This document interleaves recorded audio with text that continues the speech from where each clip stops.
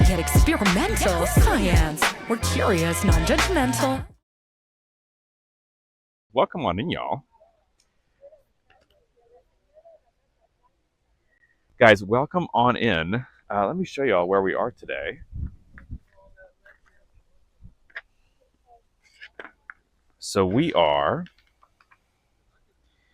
at the Botanical Garden today. All kinds of exploring we're going to be doing. So we're pretty much right here at the visitor center that we just came in. Around one. Hi, Professor Burbs. Guys, please go follow Professor Burbs. Right meow. Many years ago, Chad, this was the only part that was open. So this is the only part that I very actively remember. There is a new exhibit. There's an Alice in Wonderland exhibit that we're going to be checking out today. This is a really cool part. There's a bunch of famous glass sculptures here. How many acres? I have no idea. But there's a lot. All of this is what we can explore today. We're going to go back and collect Lita. But there we have those burb sculptures just to start off with for California burbs. There y'all go. Look at that.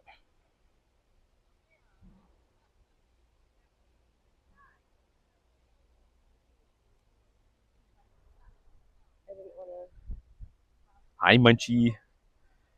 All right, here's the map. So I think it looks like we're going down to the the one place that I remember. All right, let's do it. We'll just keep the map with us this time, chat. We're not going totally into the unknown the way we did with both SeaWorld and Animal Kingdom. All right, chat.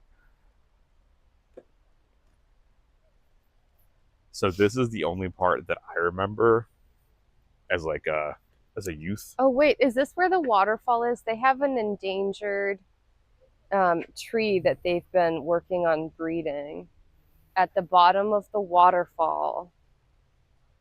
But I didn't know. They said at their central Atlanta location. And I was like, I'm guessing this is it. There's a Gainesville one. Okay. Are the sculptures from Chihuly? Asked Lara Gale.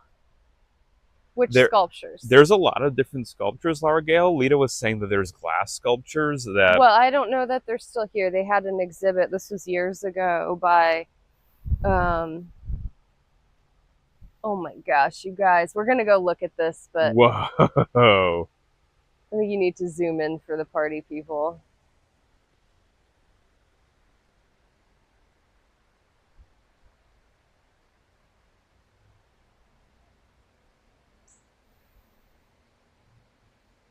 Check that out, y'all. That looks like from the Moana movie. Doesn't it? I don't remember the Moana movie well enough to comment. Gotcha. Munchkin. Hi, Munchie. Munch is very excited. She's trying to do her escaping routine. Do we have to tighten these again on you?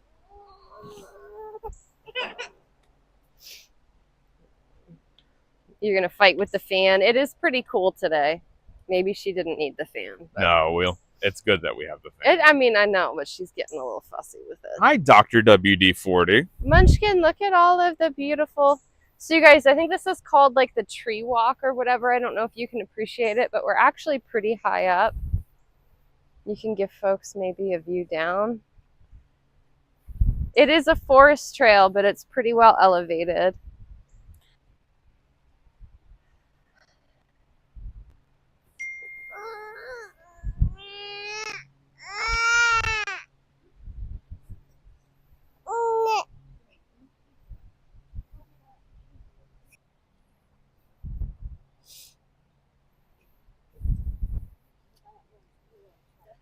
Munchie sounds good through the mic too.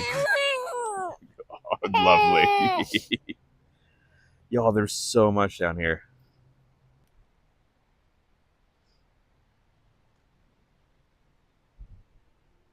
All right, chat. We're going to see if this does a little better job. She is a master at various escape maneuvers. Y'all, this is like the one vague thing that I remember from coming here as a kid is this walkway. And this walkway, like, didn't really have any plants growing up at the time. It was just like, oh, it's this neat concrete structure. And then I came with Lita like 15 years ago. And 15 years ago, there was like many more exhibits. And I was just like, wow, there's a whole other part to this place. Yeah, it's really nice. I mean, we haven't been here in a long time. But I came here once or twice with my dad when he came down to visit, which was cool. And the nice thing about this, you guys, I mean, it's a lovely view. It definitely gives you a sense for the different part of the forest ecosystem. I mean, unless you're climbing trees, you don't often get to be up this high, which I think is interesting. And then at least the trees in this area, this is part of the native, like sort of the native forest ecosystem.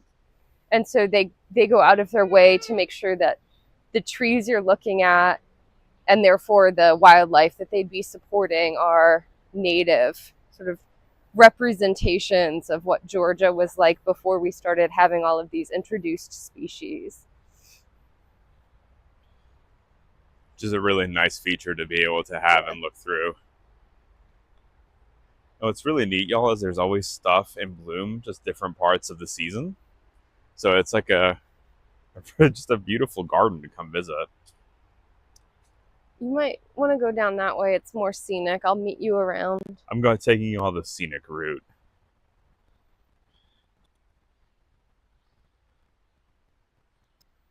Here we go.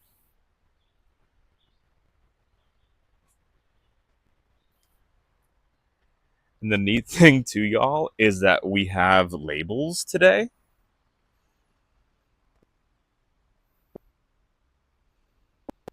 Bear's breeches.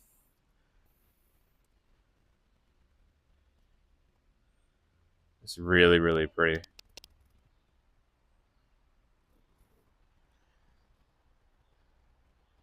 There was a hey hun.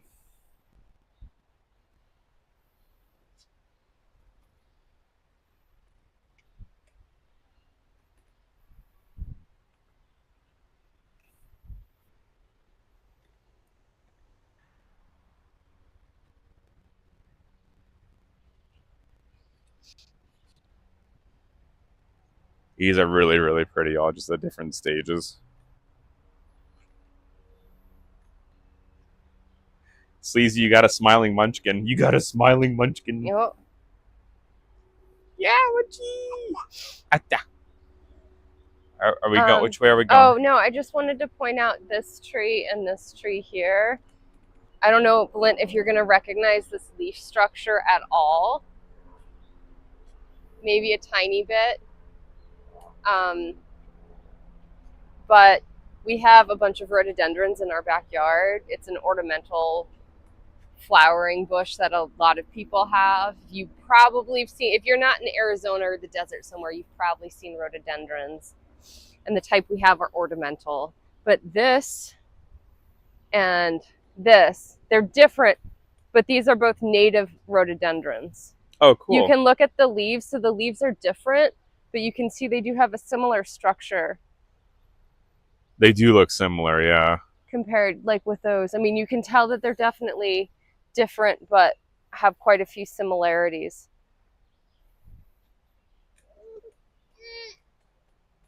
So this one is restricted to eastern United States.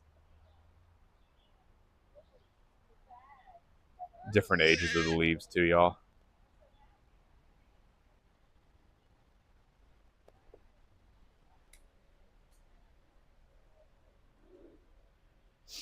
Lita, you can take the mic or the camera if you want. No, can you just hold her for a second? Yeah, I do you want look the at camera? This one. I think I recognize this one, but how are y'all doing today? We are at the Botanical Garden today. Showing y'all all kinds of beautiful plants. So which way do we want to go? Do we want to loop back that way, or do we want to go up to the garden? Where is waterfall the area. waterfall? Well, I don't know. The one we saw overlooking was up this way. Okay, let's go that way. Okay, so I feel like I should recognize this. I recognize these leaves and I'm struggling. Maybe the name's going to come to me. We are in a botanical garden, If so. you wanted the camera, if you want to point at stuff. If I don't think of it, chat, it will probably be, there'll be a placard somewhere telling me. One of the two is going to happen.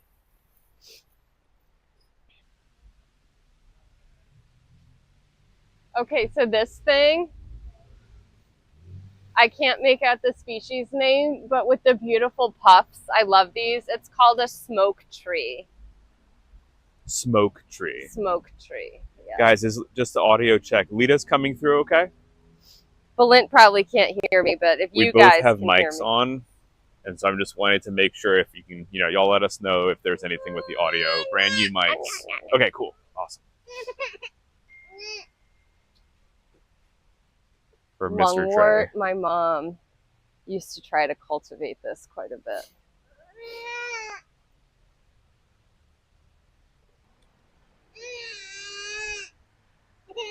Yes, Munchie is, she had a little snack, but she's ever so slightly. She's a bit fussy. She's a bit fussy. Okay. Gold dust spotted laurel. So these trees, ooh, that one looks really familiar. Here, take the camera. I'll keep pushing Munch. Chat, I might be wrong. I'd have to get a closer look. What I'm excited for is actually back here. I think this might be, we need to get a closer look or see if we can find one elsewhere closer along the trail. But this might be one of the trees that they're working on for conservation. They've had a lot of success with some recent trees. And that's what this one in the back, the evergreen, looks like it might be. Okay, so this, with its very distinctive leaf pattern, its ruffly leaf pattern, and it also kind of makes this, if you're not sure, some things have similar leaf patterns, but you can always check. Look at the stem structure. This is called a spotted laurel. Is that Munchie crying? It is a Munchie crying. She'll settle down a little bit. She had a rough car ride, chat. She was not here. Oh, we have an azalea. Okay, sorry.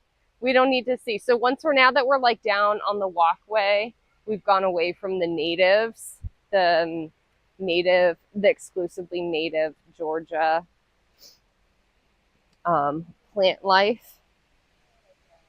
I do think if we go farther back on the walk where we were before, like if we'd headed in the opposite direction, ooh, here we go. I think we'd get back to their native plant area. Here we go. A closer look at one of their plant sculptures. Let's zoom in. Munchkin has thoughts, Lita. Hang on. Munchkin has thoughts.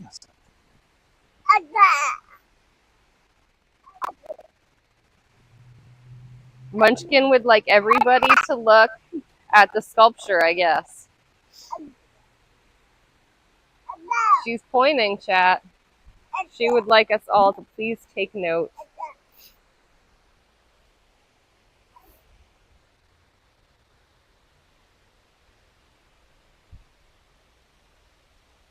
That is beautiful. I love that they do things like this here. I'm a big fan of botanical gardens, you guys, but I will say the Atlanta Botanical Garden takes it to quite a new level. I agree with Munchie. Yeah. Let's see if we can get a look from the other, sort of a front-on view.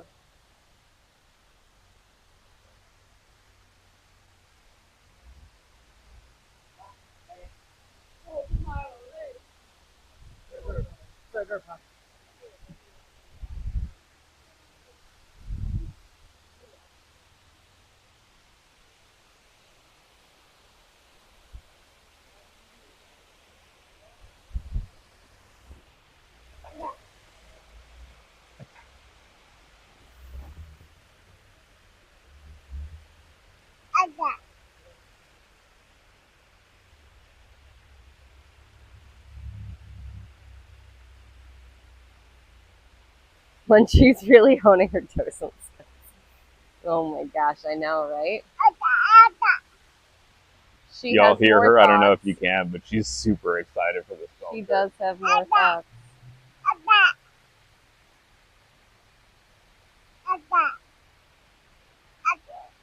Yeah.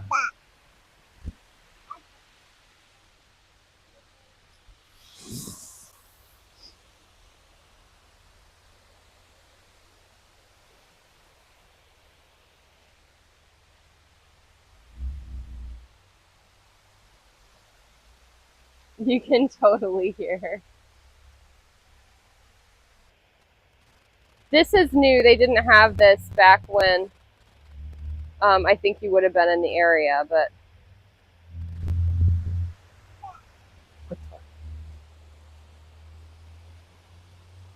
yeah, you speak Munchie. You're the Munchie translator. We could have used you in the car ride. It's so we could not, for the life of us, figure out what was wrong.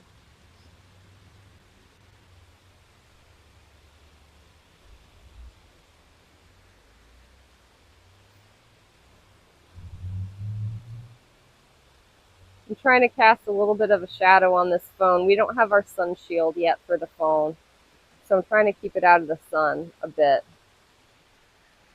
But I think maybe I'm going to just move along, guys. I'd love to stay and look, but we're right in the sun, and I'm worried this phone is going to overheat. That won't be fun for anybody.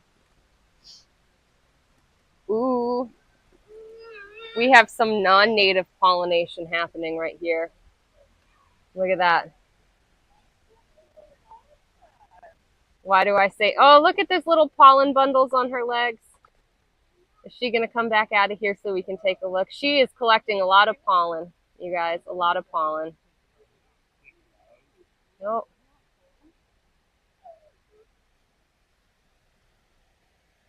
Can you guys see that? There's little burdens on her legs. She does not have big muscular thighs. That is, there we go. Sorry, I keep losing it. That's pollen that she's collecting.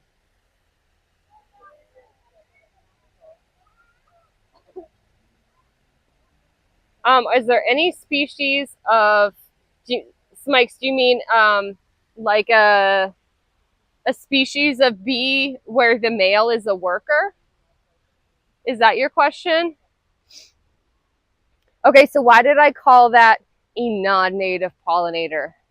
Well, I do love a honeybee. You guys should know this about me. We're just going to browse for Balint. Where's Balint? I think he just went up ahead. I do love a honeybee. I'm very pro honeybee. But we have two kinds. There are only two kinds of honeybees in the United States. There's the European honeybee, which is mostly what we think of. They're kept in hives, and then they also have just found their way out into the world. And then there are Africanized honeybees. That's the term for them. And they're really just a subspecies because they do interbreed with the European honeybee. They were just located on a different continent, as it were. They have different behaviors. They have slightly different genetics. Not native. And yet we don't call them invasive, probably because they don't disrupt the ecosystem. So they are non-native. But to be an invasive species, you not only have to be not native, but you need to sort of be taken over the place, disrupting the ecosystem, forcing out your native counterpart, whatever that might be.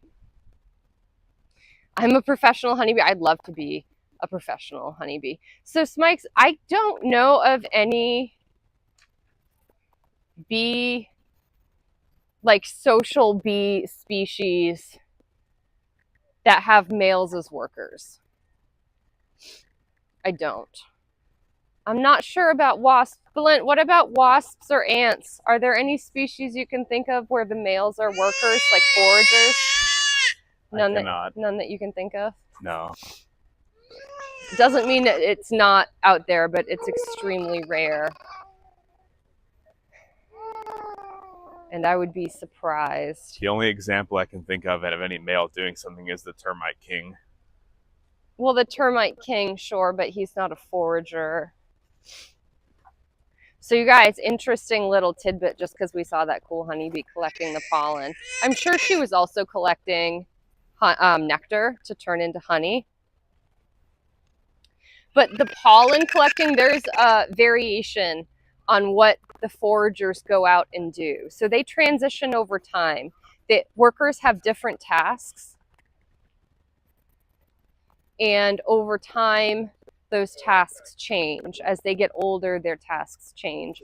So when they're born, when they're young workers, they're in the nursery, essentially.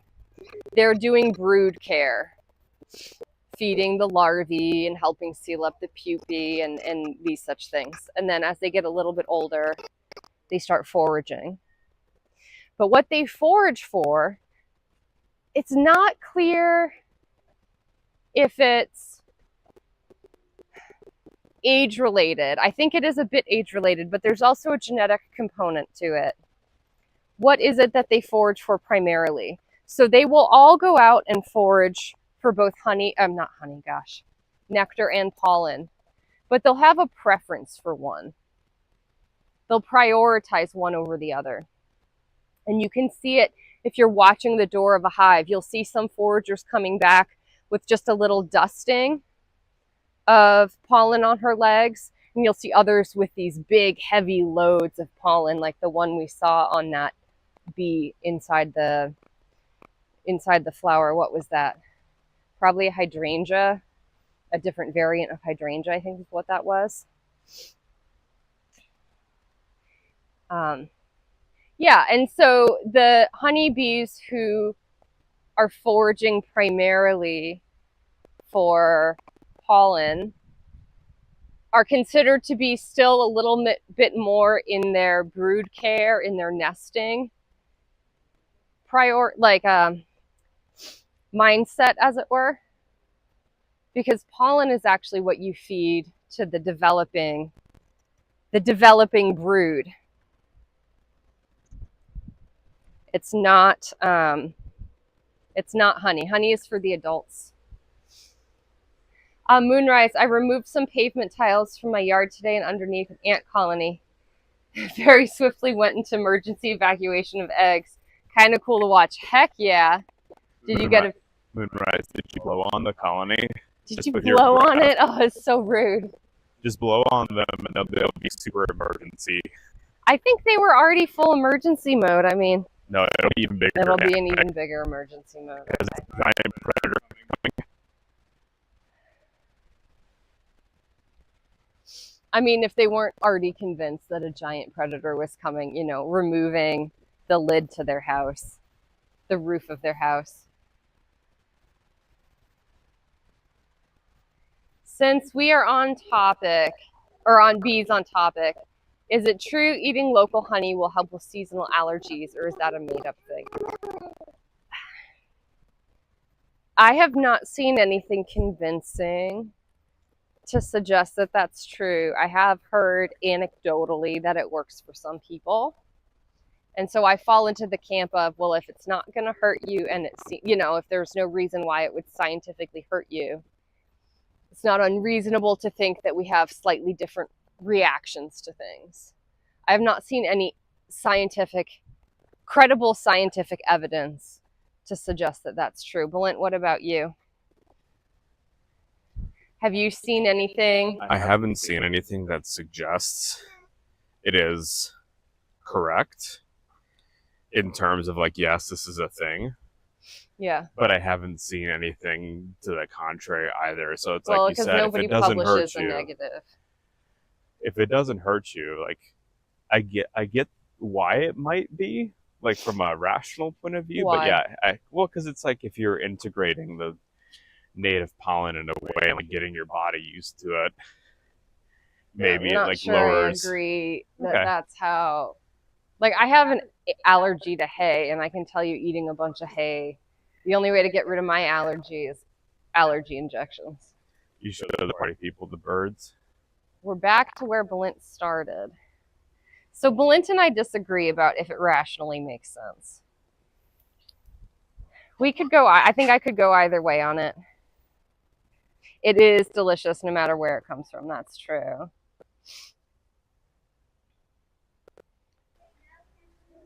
Over there on the bench. Oh, we have these frog sculptures. I remember these frog sculptures. They're all around. One of my favorite pictures with my dad is of this with this frog sculpture.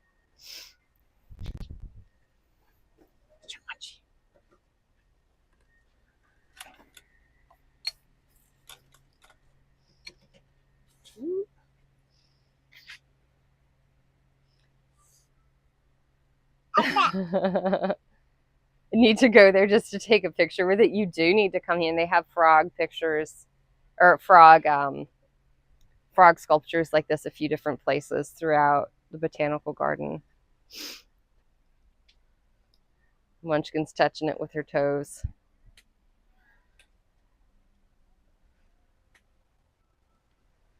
Looks like all the stuff is pointing this way. All right, so we're leaving a bunch of stuff behind us, chat. We might do another loop through. But this is a little bit more of the slightly more manicured space. Not to say that that area, obviously, you know, not that it isn't manicured as well, but I think it's been a long time. I think we're coming up to like the grassy areas. I could be wrong. And then there are also buildings with a bunch of amazing exhibits. Oh, hang on. Do you guys see who we have here? Who do we have here, you guys? This is the Alice in Wonderland rotating exhibit. Which, when we decided to come here, we weren't planning, we didn't know what their exhibit was. I figured they'd have one because they usually seasonally rotate them in and out.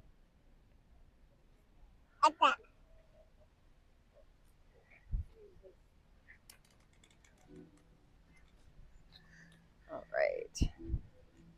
The Cheshire Cat. Oh, and they have little informational things that we could scan. I don't think we're going to because, you know, phones. I guess I have my phone. I could use it. They have little informational things. All right. Catch back up with Balint and try to get this guy out of the sun here. Okay, so they do have some of the glass sculptures still. I guess these are maybe permanent installations. But there had been, they were done by the same artist. They had a rotating. This was just glass work integrated in with the flowers. It was extraordinary.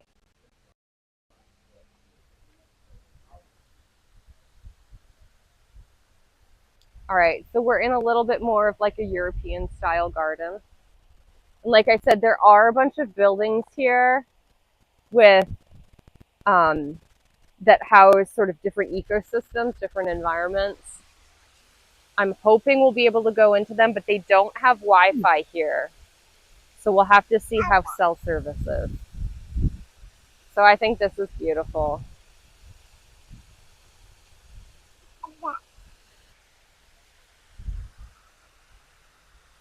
I'm gonna just wander over here for a minute to look at their little egg-shaped bushes, which I find deeply, deeply amusing. So I at least had this right. This is one of the more highly manicured areas. I had this one that's probably the only thing that I'm going to remember from this entire garden. To be fair, it was at least 15 years ago. Look at these little egg-shaped bushes. Oh, and we have more pollinators happening. Hello, little pollinator. Let's see. Let's see if she's going to let us get... Ooh, sorry, wrong way. Do you see that flower wobbling? She's on there. Oh, there we go. Oh, zipping away.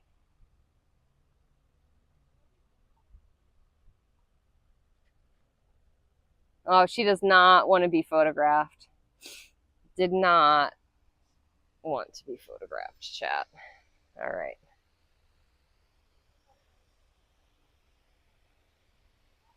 She did not release, she did not want to sign the Yeah. You want to see? Munchkin is looking at the flowers. So this is a beautiful area. No shade on the beautifully, perfectly manicured garden space. But one of the amazing things about this garden is their conservation work that they do. And I think they have a conservation area. I'm hoping we can go. Next time, we're going to try to talk to the scientists behind some of their conservation efforts. But for now, we're just going to enjoy ourselves, and I'm hoping we can get over to some of their science projects at some point.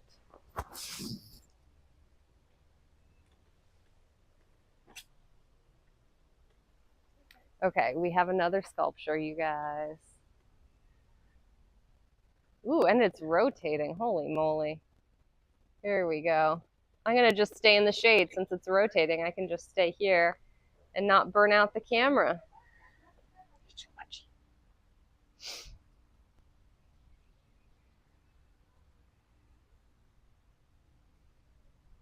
Is that the Red Queen? Yeah. Does anyone remember the Red Queen hypothesis that we've talked about in terms of evolutionary biology? Oh, here we go, Blint, dropping some science for everybody.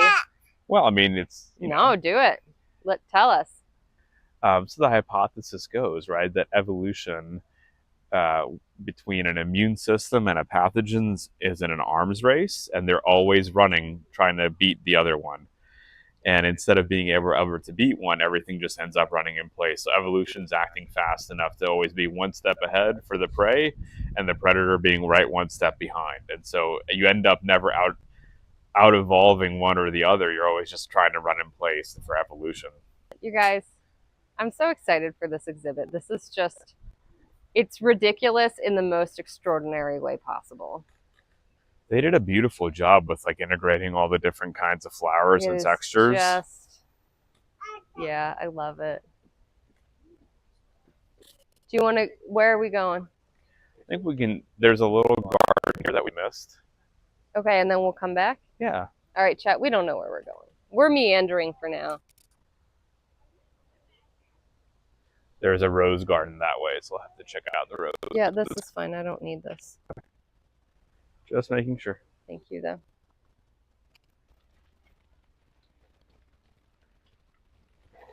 So this exhibit said Japanese inspired. So it reminds me a little, y'all, of that bonsai plant that we had just built on Tinker Tuesday.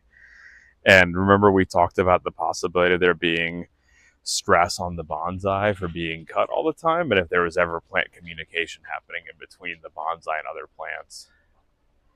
We never got a good answer, but mainly because it looks like it's never actually been tested. Well, what would there be to test?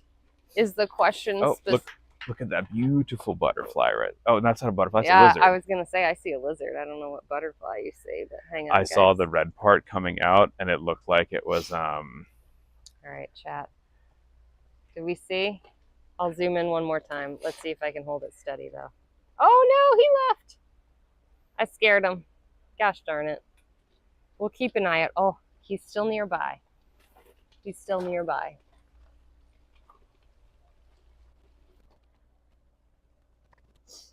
Let's see if we can get another little sneak peek. Where are you, my friend? There. Oh, there we go. Sorry, guys. I'm trying to do a better job driving. So he or she. I'm guessing maybe he, because I think this might be a mating display. But why Balint thought we had a butterfly for a moment is when he puffed out the skin underneath his jaw and his throat. In a lot of lizards, that's a mating display, and it's this really brilliant, I don't know, I'm going to say salmon pink. It was somewhere between bright orange and bright pink, so I'm going with a bright salmon. Doesn't want to do it right now, though, of course. Shy, now that they're on camera. Ooh. Yeah. But no, Lita, to get at your question, we were going over. You can kind of see it. Did you guys catch it? What a jump. It's jumping all over the place. I don't know if you guys could catch a tiny bit of the flash of color.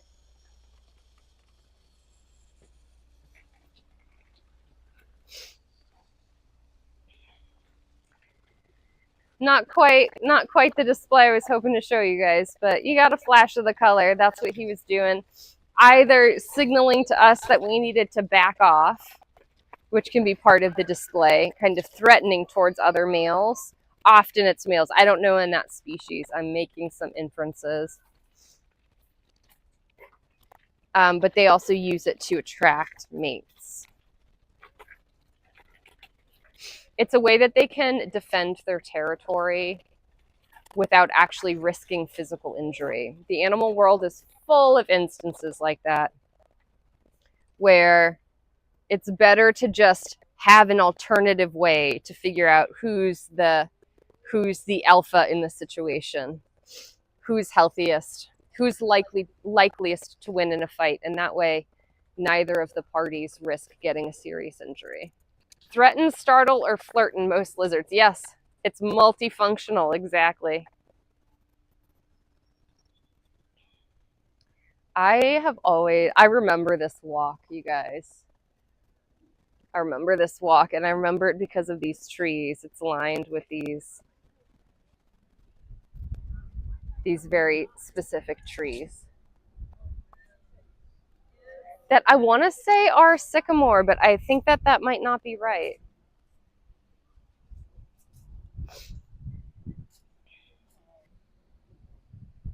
There's going to be a placard somewhere, and I should find it.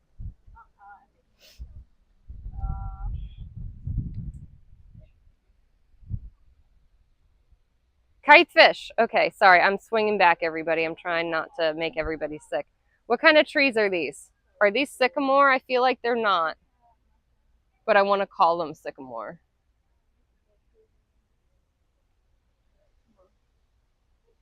I feel like I'm not getting a good view of their bark. Or do I just need to wander around and find a placard? It's going to bother me. And all of the leaves are up high, so I don't know that that's going to help. Can we see foliage? Yeah, it's just... All right, chat, I'm gonna zoom you up a little bit. They don't look like an American sycamore. Well, I know. I don't think they're an American sycamore, I agree. But we are at a botanical garden. This is the best I can do for foliage without getting people real sick.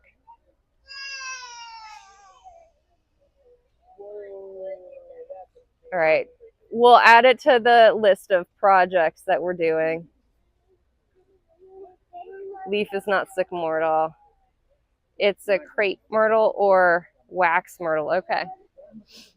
Can you guys tell that I did not get my degree in botany? I'm good on some things. All right. Plant genetics, I got you covered, chat. Random plant identification. It's a grab bag. Every now and again, I can pull some, especially if it's endangered, I'm pretty good because like my con bio training. But if it's just something pretty, We'll find a placard for it sometime when we're a little bit.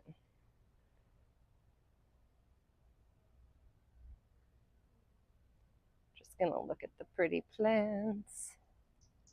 Ooh, flower. Okay, so even if you don't know much about the flower that you're looking at, like where it comes from, if you just see a cool random plant, there's a lot of information you can get from looking at the flower. What shape is it? What color is it? At what time of day is it blooming? And these are all things that will tell you about the kinds of pollinators it's trying to attract. And that will tell us a lot about a plant's life history. How the plant strategizes.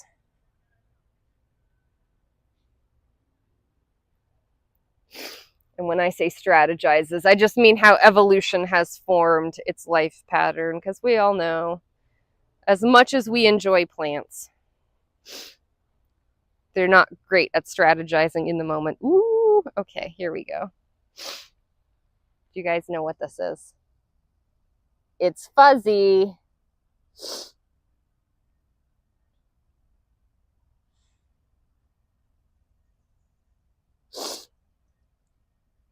Crepe myrtle, awesome. Thank you so much for that. Thank you so much for that ID. We will definitely still keep our eye out for a placard, because we can find out the species name, all sorts of stuff.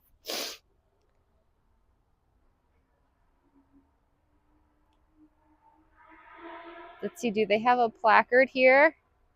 For this, I'd like to know species name. They're not giving us species name. Gosh darn it. Oh, we have a giggling munchkin in the back, though. Giggling munchkin. Lamb's ear golganek? That's what I was thinking. You wish Wednesday a happy Wednesday. Well, I would. Plus minus 0.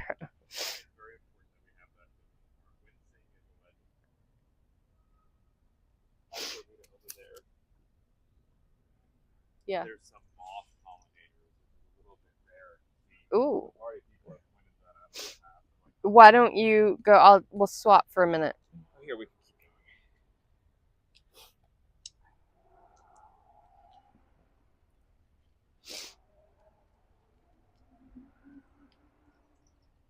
Still there. So, chat. One neat thing that we've talked about a fair bit in the past is that not all pollinators, right, have to be butterflies or bees. But we've got really pretty moths as well.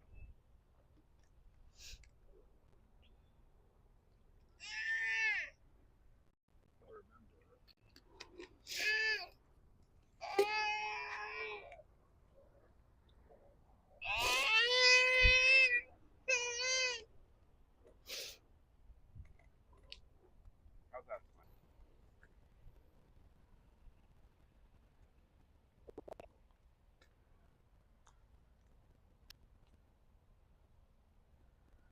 I've lost the moth here. Oh.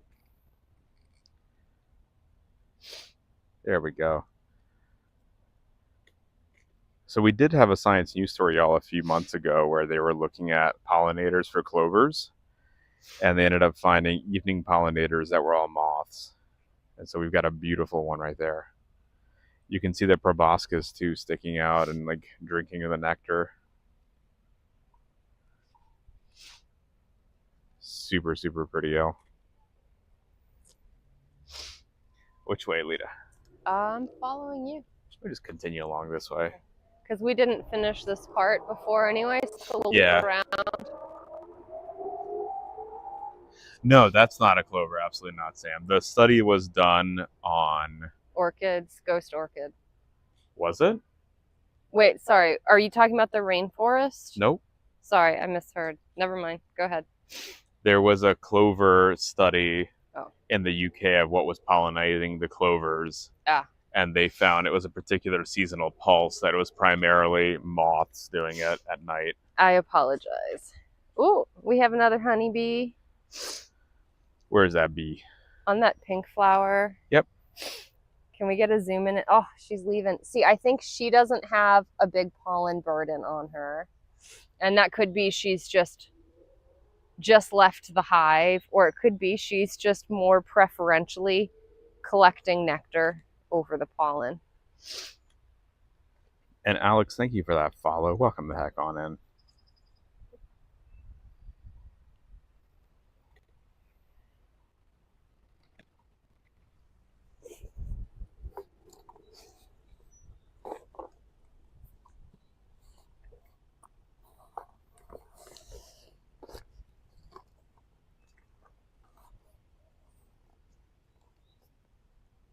Y'all, there's so much beautiful diversity here. Like, I know that's kind of the point of one of these botanical gardens, but it's so pretty.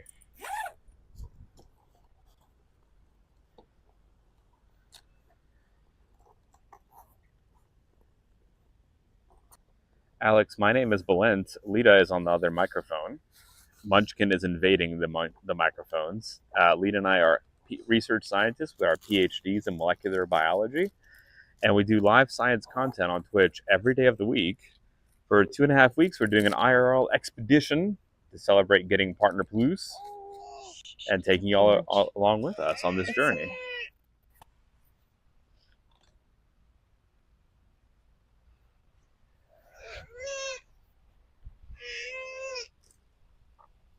Currently in the rose garden. Did the pollinator you saw earlier, the bee, have a bigger pollen sac? Or yeah, no? She had huge whoppers.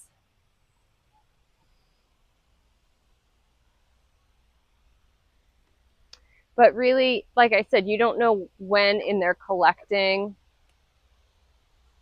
phase they are. So that other one could have just been starting out. You really can tell the difference when you're just watching the entrance of a hive, which actually, as an undergraduate, that was, excuse me, a big part of my job for a while, was just sitting at the entrance, watching the bees and collecting the ones that had really heavy, like exceptionally heavy pollen burdens, and those that had exceptionally light pollen burdens. Do you remember if there's a bee hive here? That'd be kind of neat actually to be able to see.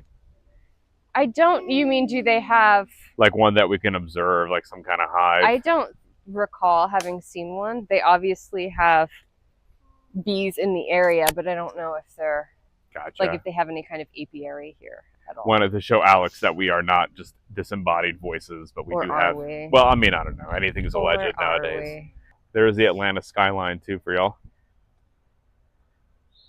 Oh my goodness, you guys! We have a cool sculpture coming up here.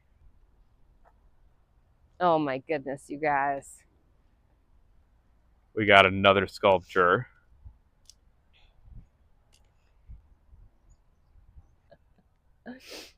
Oh, so this is actually the Red Queen. Not wait, who? Oh, was that? Oh, that was Alice. That must have been Alice over there. Here is the Red Queen, chat. That makes sense in retrospect because she's covered. Alice is covered in blue on that one. Well, we didn't know, and there's not like a placard out. Check that out, y'all. Well, I think that there are. There ought to be. Is there? Hang on. I'm going to come over here. This is Queen of Hearts. This is the Queen of Hearts sculpture. Okay. And there's one of the cards, y'all.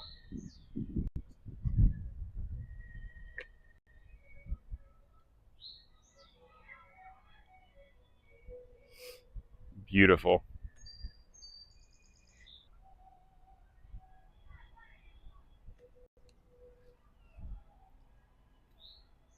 And then I know we're going to want to look at the sculptures a little bit more, but just because there's more flowers here of unique shape and color, it's hard to say in cultivated varieties because humans do weird things to colors and shapes of flowers during our breeding process. But this flower is pretty unique color and shape because it's of a pink red hue. It's probably, not always, but probably geared more towards bird pollination, probably. And it also has an elongated, fluted shape to it, profile. And that tells us about what kind of access it's granting to different kinds of pollinators. So you would either need a very small pollinator that could crawl all the way up there, or a pollinator like a bird that has a long tongue and beak that would be able to get up there. Nice. Slender. Speaking of, welcoming Yogurt Garrel. Yogurt says the workday is over. All right. But again, it's hard to say with cultivated varieties.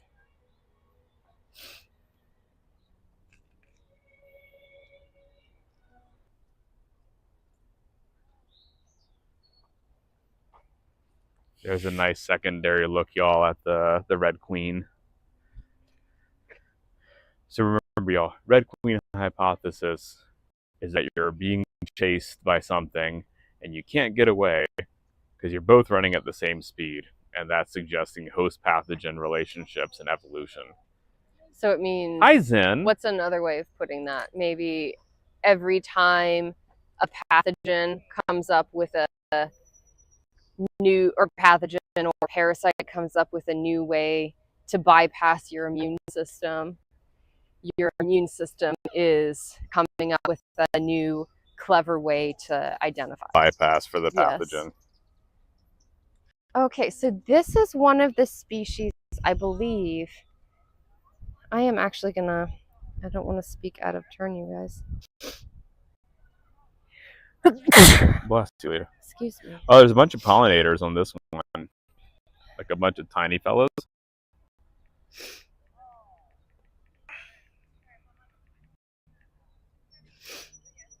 Here we go.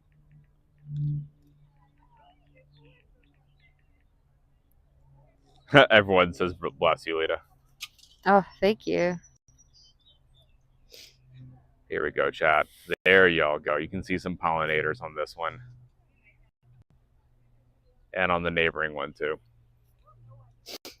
So maybe it's not. I was thinking maybe that was Chapman's fringed orchid, but I think maybe not, unfortunately. Yeah, it's not. This is why I fact check myself sometimes, chat.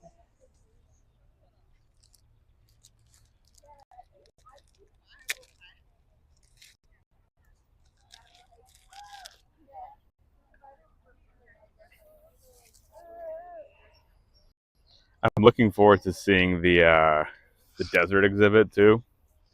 Yeah, I'm hoping. Munchkin, if you're going to keep throwing it, then you don't need your glasses. I'm hoping we have reception in there since we don't have Wi-Fi.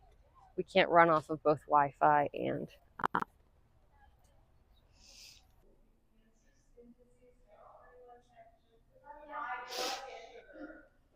There's a little note about this exhibit right here. Flint, if you want to read it. I'm going to just keep her moving a tiny bit. Alright, so this little corner, y'all, says it's plants that are named Caledonia. Around 66 million years ago, New Caledonia separated from Australia, and over time, shifted east to its present location. Its isolation has produced a rich diversity of plants and animals. 80% of these species are found only in New Caledonia. These unique and rare plants include ancient tropical conifers, palms, and the tallest fern tree, world's only parasitic conifer, and one of the oldest flowering plants. Oh, so Belinda, this is beautiful. So these plants in these rows are all from New Caledonia, and this is really cool. I don't know if you saw that.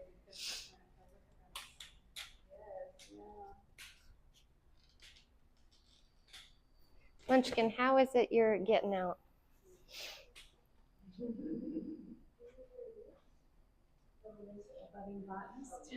Yeah.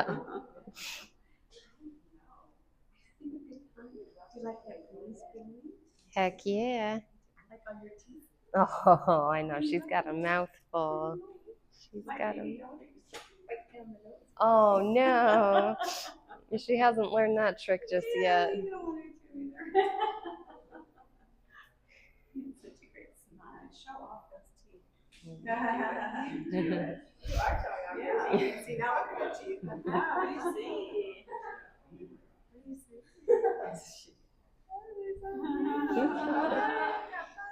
Thank you so much. You guys have a nice day.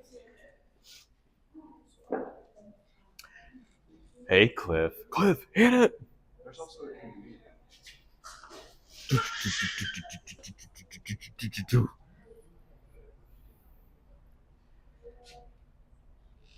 Oh, did you see any poison dart frogs in that container? No, I didn't look.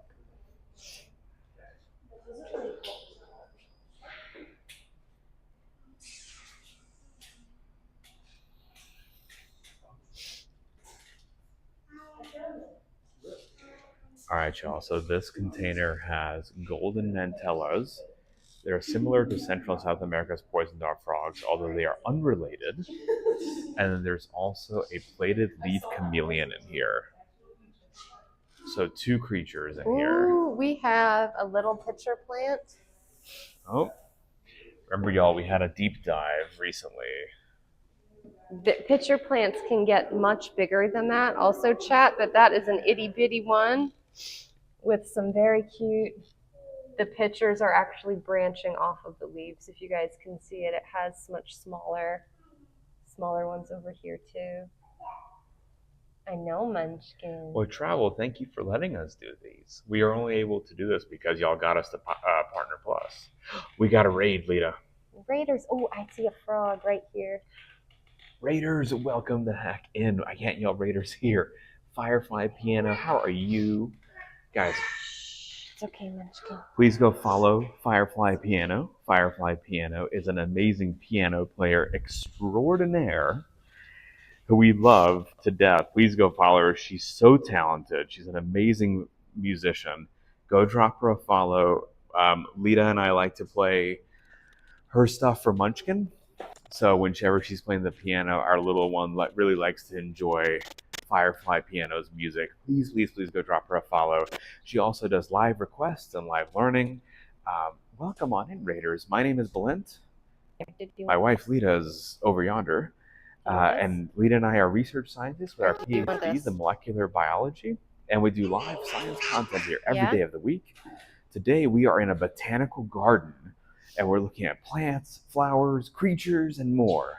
Yeah, welcome in, you guys. There is that little poison dart frog was between those roots.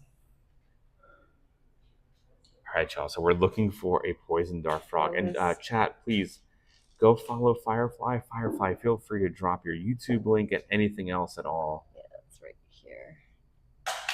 I don't see it. Oh, there it is. Yeah, I see it. I gotcha.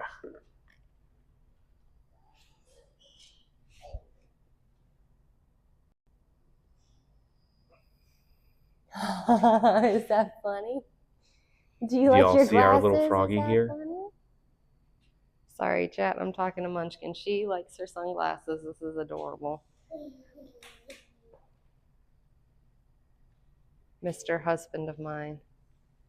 Look at your beautiful daughter wearing her sunglasses. Oh, is she going to take them off? She thinks they're very funny. Oh, there we go. Oh, she's so cute. Oh, and one of the frogs. There we go. Look at that, y'all. Sharing documents from the Virginia Tech Special Collections. Nice, Rogan. What kind of documents were you looking at? Are these like historical prepared documents? What exactly are y'all doing? Welcome, welcome in, everybody. Thank you. Oh, cool. Chi-squared win. Win in history, was it? That is super, super cool. I love it. When I was an undergrad at Emory, we had access to one of those historical rooms. And I would just go up to the top of that room and just look at I wouldn't even have to read the documents. I just want to look at them. I thought they were so cool.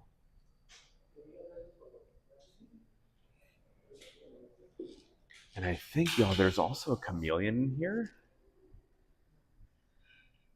But yeah, Raiders, welcome. We are currently on a 2.5-week trip, going to gardens, zoos, aquariums, research centers, and more to chat about all the science behind the locations that we're going to.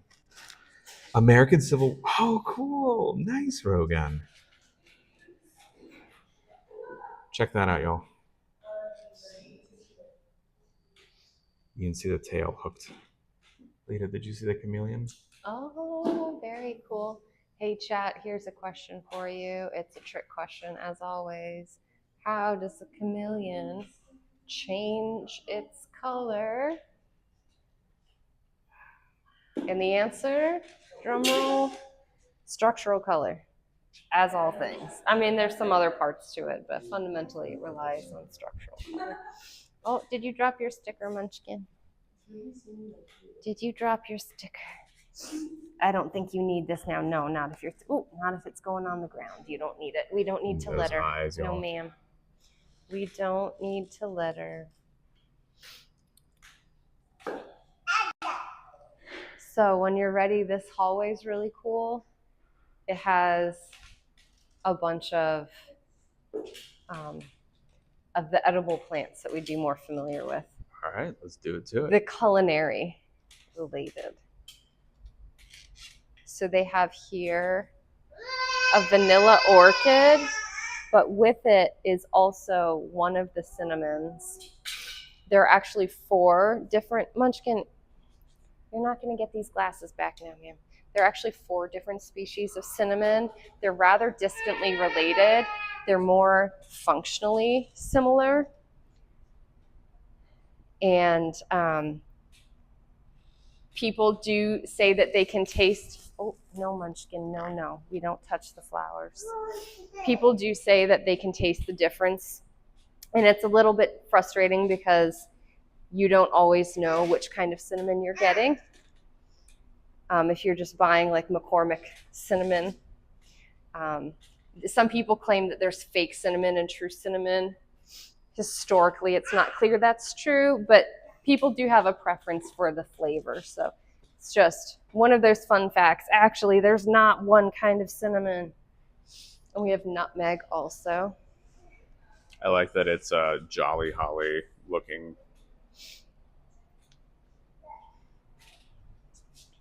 Mace, inside of it is the nutmeg. Again, Raiders, thank you all for those raids and for coming on in and sharing your communities with us. We appreciate y'all being here. Feel free to drop any kind of socials that y'all want to share. Our casa is your casa. So welcome on in, everybody. Great to have y'all here. Thank you again for all those Raiderinos. Did you show people all of the different? There's the miracle berry. I think and maybe let's allspice. switch. I'll Okay. move Munch a little bit, and then you can show the party people. All right, guys. I just you- want to walk through this display because I think it's cool to see where are, the things that mysteriously pop up at our at the grocery store. It's fun to see the plants, and you wouldn't always, or at least I wouldn't always peg it.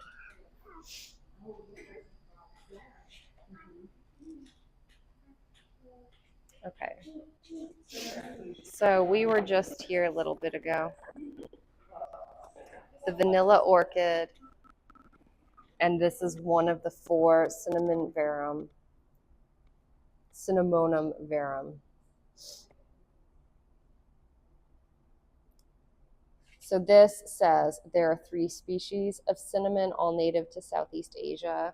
Historically, there is a 4th species. It's much more distantly related. And so some people will argue about whether or not it can even be counted as cinnamon. But there we have it.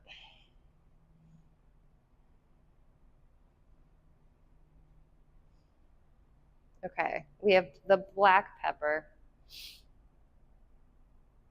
Piper nigrum. That's what we're seeing here. Along with this tree is grapefruit. This is the grapefruit tree. I hear Munchkin in the distance. Poor Munchkin in the distance is not having it. I'm keeping an eye out for some of the other displays. What else do we have? Ooh, citron. Here we go. Citron. Some of you guys cook with this. I've cooked with it rather recently, actually. Origin, South Asia. Ancestral citrus species from which many modern forms are derived.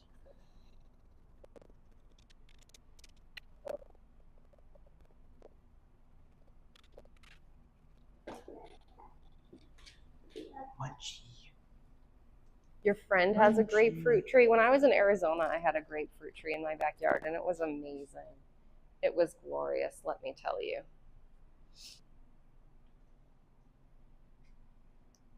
This is a better display about Piper nigrum, the world's most traded spice. Is that true? I guess it depends on how we're defining a spice, perhaps.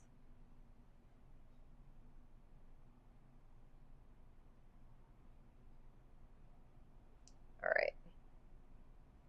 We have jasmine, Arabian jasmine. Its range is India to Southeast Asia. And the flowers are used in jasmine tea. That's what we're looking at here.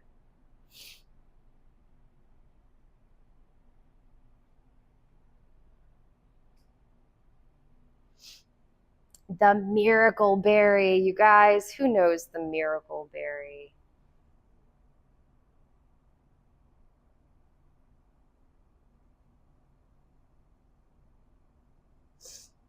Tropical West Africa causes sour foods to taste sweet.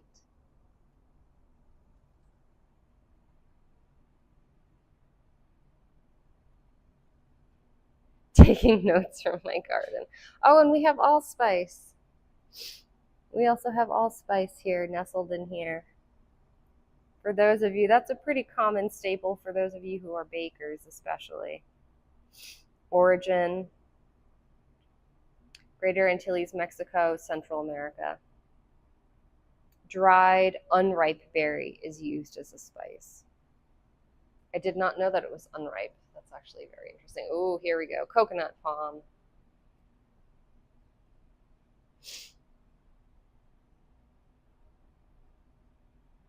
This guy. Samarfe, you can grow a lot of these. That's cool. That is very cool. I'm excited. One day we're going to get a little more space, maybe be a little more south, and I'm going to have a bunch of crazy plants out here in my garden. And I hear a squeaking munchkin.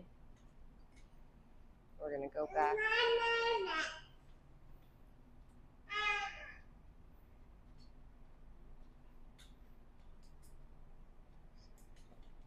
All right, shall we swap again? Camden, you guys back off to Valent here. Wow, there we go. No, no, no, ma'am. We're not going to touch the plants. These are museum plants. These are not for touching plants. They're not for touching plants. We did find spiky plants yesterday in the backyard. What do we have here? I know folks will recognize those. These? Yeah. Oh, down low. Yep. Check that out, y'all. And you guys will notice, we've talked about this before, but how far away their flowers are from the carnivorous portion of them. Again, trying to keep their pollinators safe while still getting the nutrition they need. So there's the zoom out. Flowers up top, feeding down below. And they have some much bigger pitcher plants that you can show people when you have a chance, since we saw those tiny ones in that display. As a point of comparison, there's one over there that is probably the same size as my forearm at least. Oh yeah, look at that, y'all. There's our pitcher plant. So again, carnivorous plants, it's something that's evolved many times. And it seems to be a solution that plants develop when they just don't have all of the nutrients they need in the soil. So it's usually associated with poor soil. And a lot of times that's boggy. And we think of marshes and bogs of having all sorts of good nutrition. Why would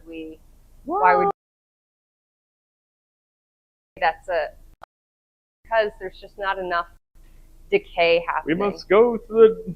Okay, go ahead. Ah! It's okay, Munchkin. Into the desert we go.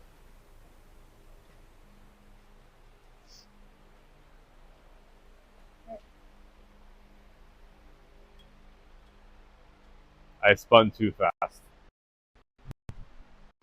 Sorry, y'all, the water was coming.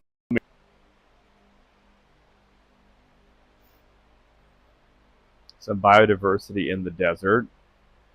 Some Madagascar spiny forests and Bonebrook National Park in South Africa's Cape Floristic region.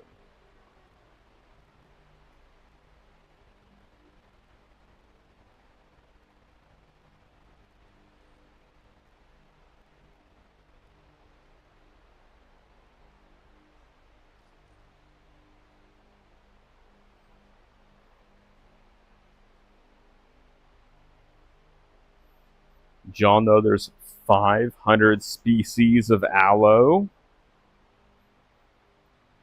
Aloe vera and aloe ferox are known for having medicinal properties. Most aloe varieties are not suitable for medicinal use.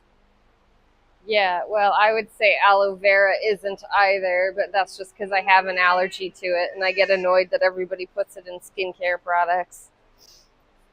Hi, Dacum. We are feeling a little better today. We are. We're also in the desert zone, Queen Dacum.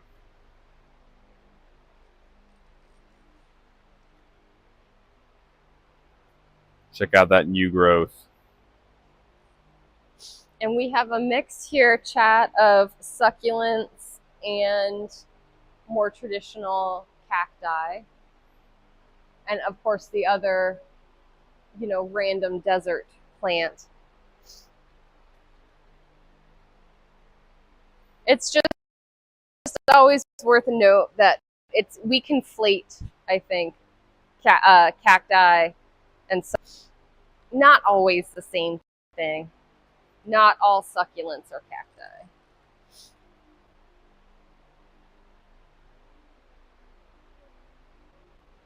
Lots of Pokebits on this. Munchkin is, of course, reaching out, trying to touch stuff. Because that is what she's learned from her ER visit, I guess. That it's okay to ingest random plants. But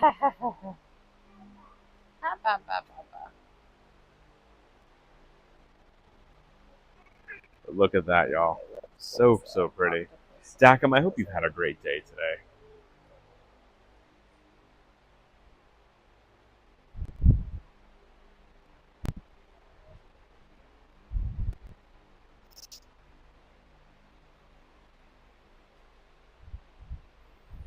And thank y'all again, just as a reminder, for helping us get to that Partner Plus status. That's why we're able to do this IRL journey.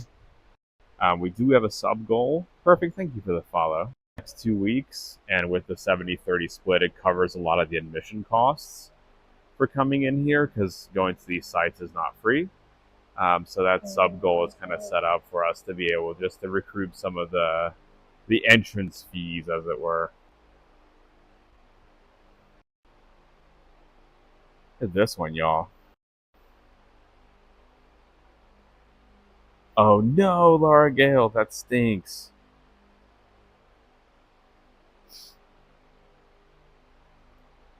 Thank you, Perfect. Perfect, we stream 7 days a week of science content. Lita over there and I both have our PhDs in molecular biology. Graduated from Dartmouth. We also have our masters, yeah, fancy pants right here. And then we have the Munchkin. She is working on those degrees. Ha ha ha! Yeah, That's you so are. funny, Munchkin. And we do everything from microscopy to art to sci-fi science, science news of the week, deep dives into scientific topics, games, 3D printing, IRL streams, model building, and more. And we're doing 2.5 weeks of IRL content. So welcome, welcome. We are at the Atlanta Botanical Garden currently. This is the octopus of the desert that we're looking at. That plant way down there that has those little like ruffly leaves that look almost like seaweed. Yep. It's halfway on its way out. This plant, y'all, is ancient and unusual. Produces one pair of ever-growing leaves in its lifetime. At maturity, it flowers to produce small cones. It is called a living fossil. Well, I don't and know, it's estimated Munchkin. to live up to 1,500 years. It turned off. Hi, Acid Muck. Hi, Acid Muck. Thank you, Perfect. Hey, hun, Munchkin's fan turned off even though I charged it, so that's not great. We're just going to keep an eye that she's pretty warm. I might try to see if I can find somewhere that's a little cooler for her. Okay.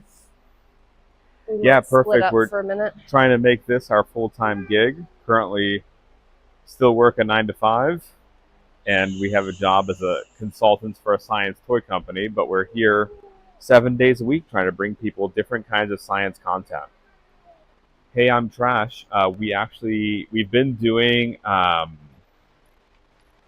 bunch of different IRL streams. We did SeaWorld, Disney's Animal Kingdom last week, Kennedy Space Center, and a natural history museum. And now, this week, we were doing insect collections yesterday and the day before. Today is the Botanical Garden. Tomorrow is an aquarium, or later in the week is an aquarium and a zoo. And then next week, we're doing field collections. So that, y'all, is a radiated tortoise. It is a radiated tortoise down below. It lives primarily in southwestern Madagascar, and it eats invasive prickly pear. You can kind of see it munching on there. Radiated tortoise. Unfortunately endangered.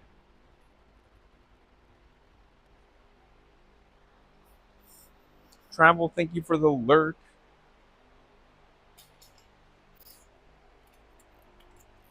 I wonder, y'all, if we have any more. Lita Smikes made the suggestion we could always try to charge the fan with the battery pack. Does it have a USB connector? I guess I can check. It would be worth a look. I think it's a little warmer in here than it is outside, so why don't you go through here, and then there's the orchid area, and I'm going to just step out because it is warmer in here, and I want to make sure. You got it. And I'll rummage around for... Sounds good. Let me give you... Actually, I'll just turn this off so nobody... Yeah, you're good. All right, y'all, you got just me here for a moment. You're from France. Nice. We are in the U.S. Usually we're streaming from our home office in New Jersey, but we're traveling for 2.5 weeks through Florida and Georgia.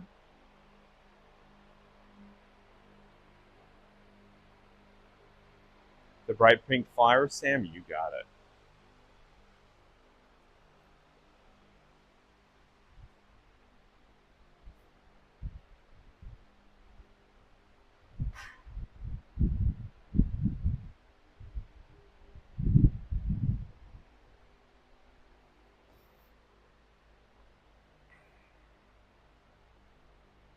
Also from Jersey? Nice, perfect.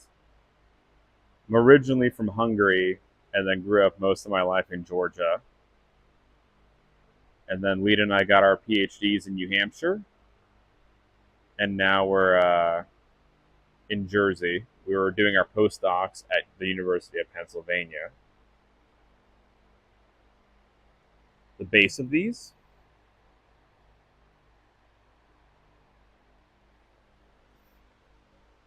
Oh, it is quite chonky. Look at that, y'all. Store water at the bottom of the trunk. Nice.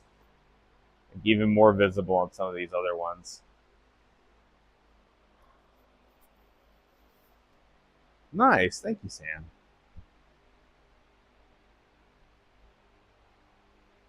Let's see this one too here.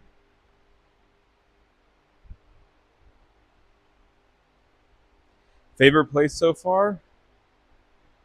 Perfect, because I don't do well in cold.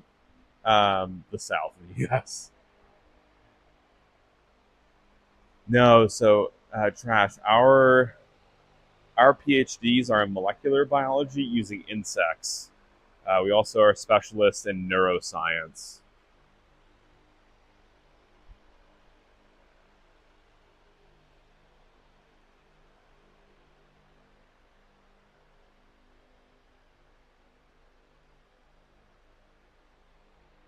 I think so, Golganak, yeah. Although Golganak, um, I didn't see anything I put out for it, so I'm curious as to like what Danny would he would have to say about if they put out a sign that was for living fossils.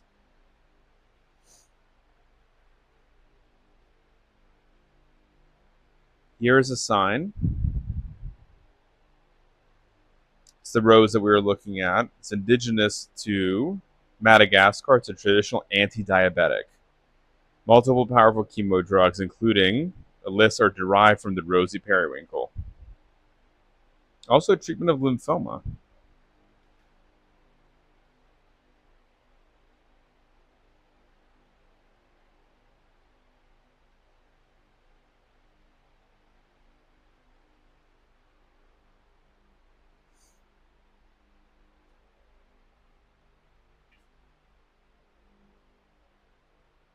All right, y'all, let's check out the tropical rotundra.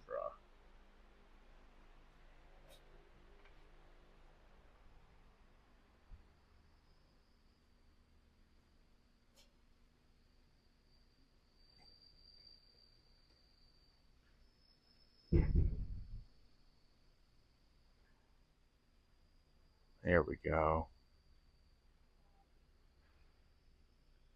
So in the much more tropical zone, they used to have different creatures running around here. See, the Orchid Center is down and the tropical rotundra is up above. You have separate. Nice, Sam. That's actually a really, really smart move. I had never considered it because I've never had those kinds of plants. But that makes total sense that you'd have different pruners for, if it's toxic or not.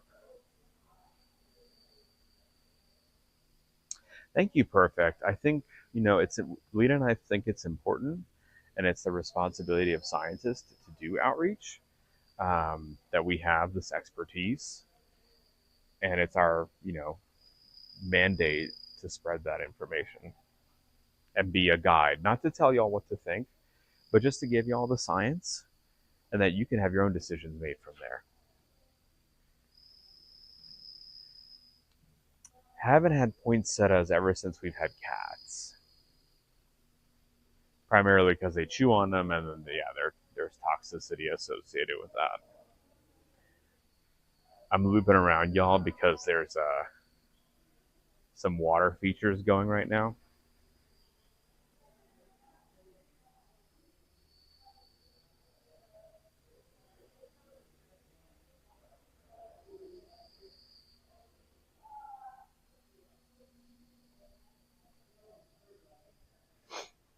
We do. Hey, I'm Trash. We stream every day on Twitch. Our usual schedule is located in the About Me section, or if you type !schedule, that gets you our usual schedule. This week and next week, we are still doing a bunch of IRL streams and traveling. So the times are on our Discord and our social media. So !socials or !discord if you want to join up on those. But then we revert back to the regularly scheduled program.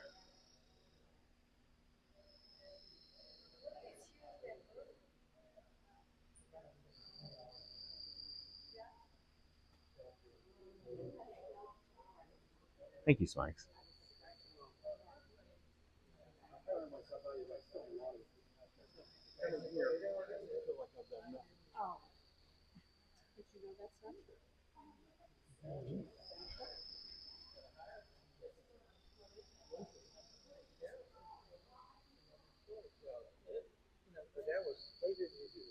Check out these, y'all.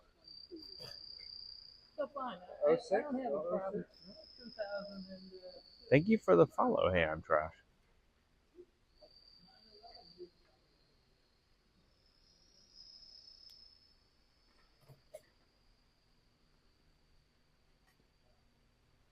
For those interested, tomorrow will be a zoo, and Friday will be an aquarium.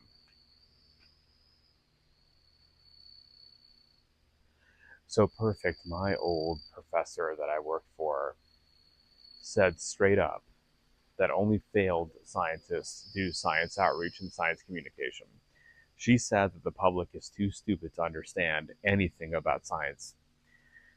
And she and I got a big fight over this.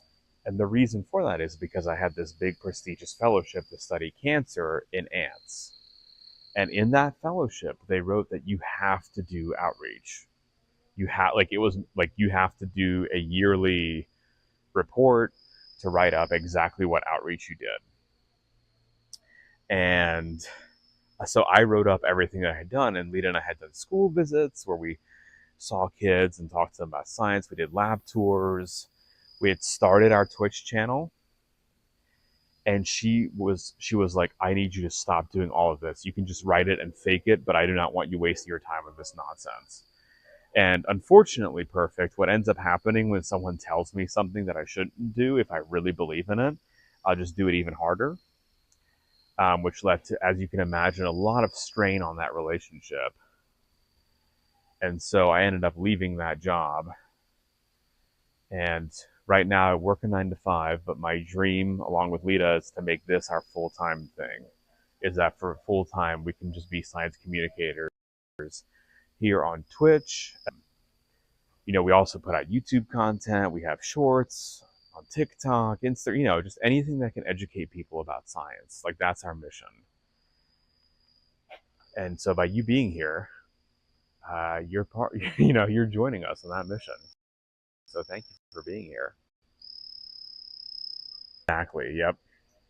Exactly. Golganak knows. Golganak has been here since the very beginning. So Golganak has very much known our story from the start, and yeah. So we're here again with our mission of just science for everyone, and it's through different means. So there's, you know, microscopes. We have, if you see the emotes, perfect. Those are all things that we've made on the channel. The dancing character right there that has that silly Rastafarian looking hair, that's our fungus character by the name of Kevin. He's an aspergillus fungus. Many folks have told us that they've learned a lot about aspergillus just because of that character.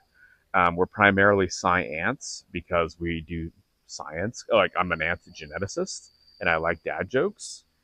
There's also a bunch of other characters that we have that I'll show you when we're back home at the desktop. It's much easier to show you that way, but all of those emotes you see are things that we've made in-house as a way to get people excited about the science that, you know, gets us excited about. Laura Gale, I'm glad that you found us. You know, you found us, Laura Gale, when you were meant to find us. Yes, the tardigrades, wincing. The tardigrades are a fan favorite, especially pants around your pants. Yeah, Ironheart. She is one of the reasons why people did not. I know, I'm like not gonna lie to you. That's one of the reasons why people don't trust that. Whoa, y'all, look at this. Look at that beautiful view.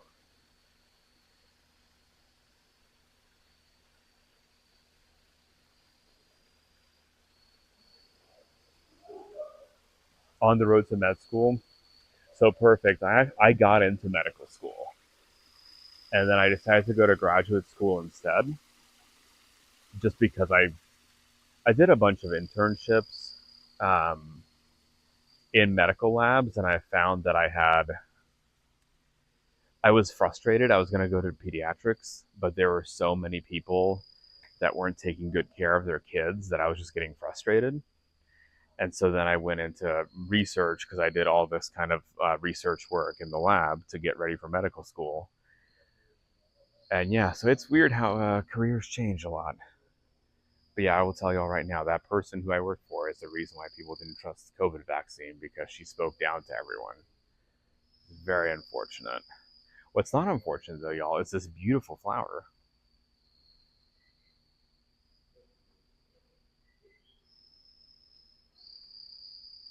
Some really gorgeous, I love the jungle view that we've got in here. Winsing, thank you for sharing all those emotes.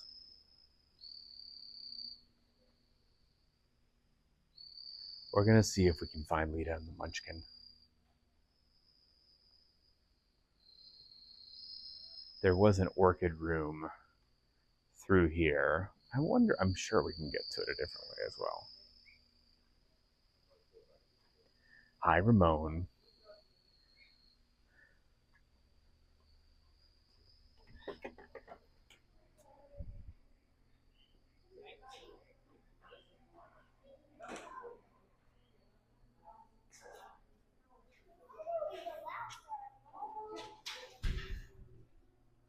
So supposedly we've got some crowd tree frogs here.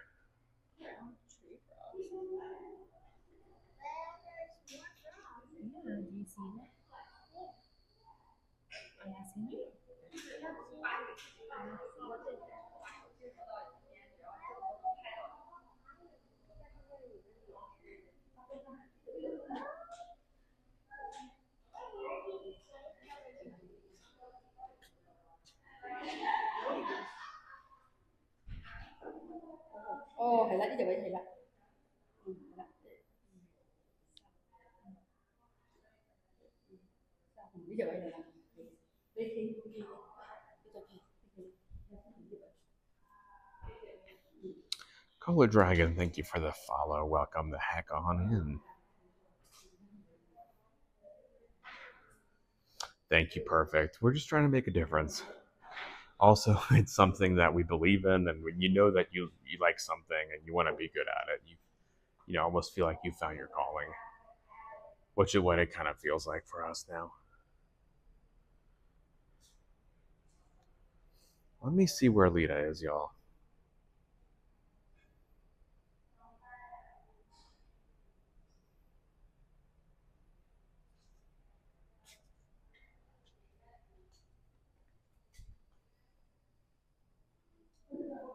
I sent her a text message, y'all, because I'm like, where is Lita? PhD student. Want to do a postdoc in the US? Yes, it is very expensive in New Jersey. Oh, there's Lita. In New Jersey, the taxes are very high.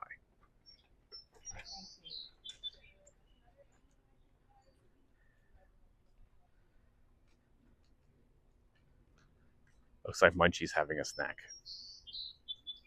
I'll ask Lita where we should go, if I should take y'all to see the orchids.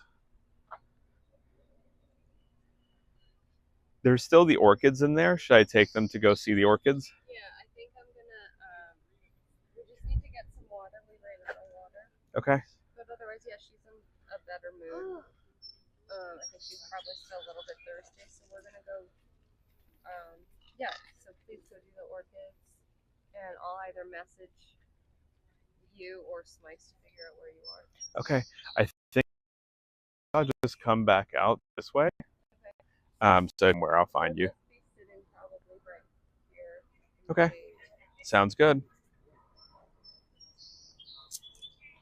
All right, y'all. Look at that munchkin.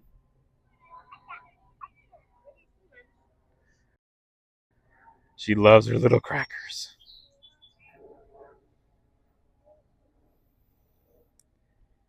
Oh, that munchkin. All right, let's go to the orchid room, y'all, and see how we do. And then we'll come back out.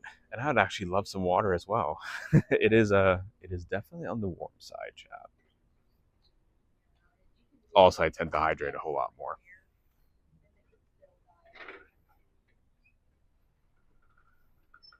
So, Chris, we did see some, and I can show you, in fact, Chris TS.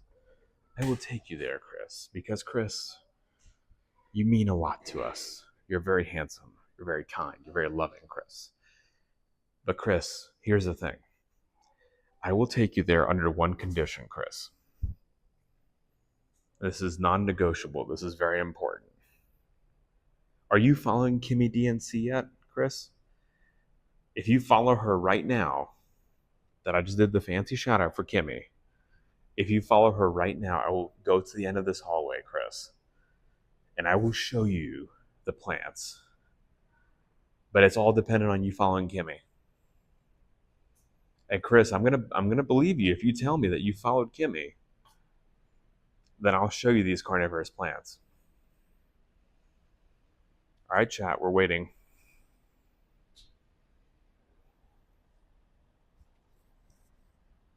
We're waiting for Chris to confirm that he's followed Queen Kimmy.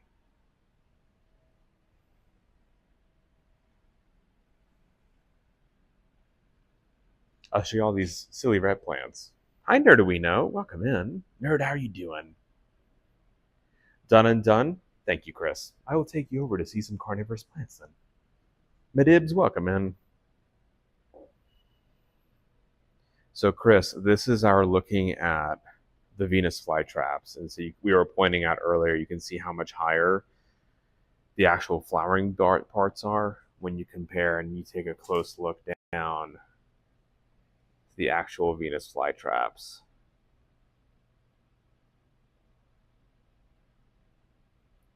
Though, right? Look at that.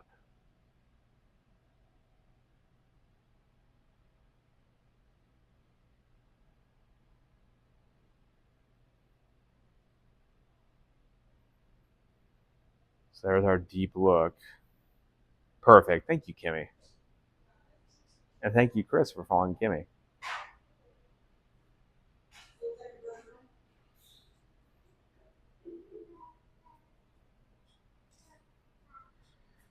And then, Chris, there's one of the pitcher plants. We did a whole deep dive on those pitcher plants a few weeks ago. And we've got one right there. It's about the length of like my elbow to my hand. It's a huge one. We saw some tiny ones earlier. And what's really neat is there's some other species down below. So right there is another one, different species.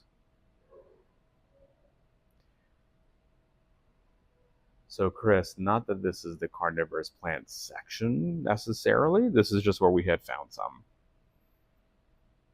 And a couple of really pretty specimens too.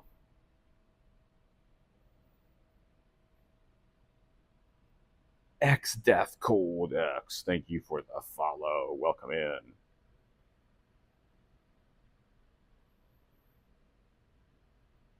White ones behind the pink?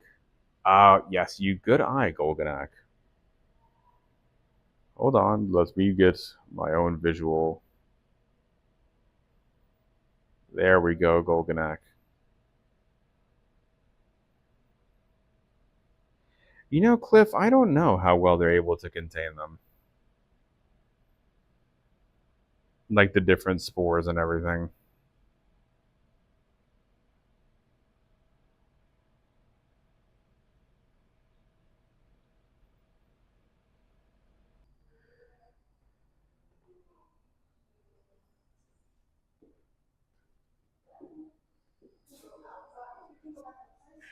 Alright, y'all, let's go.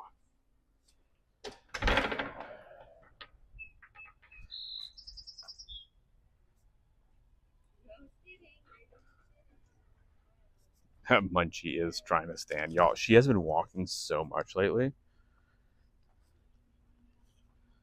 To go back up here. Alright, y'all. Thank you, Golganak. Has the mic been okay, y'all?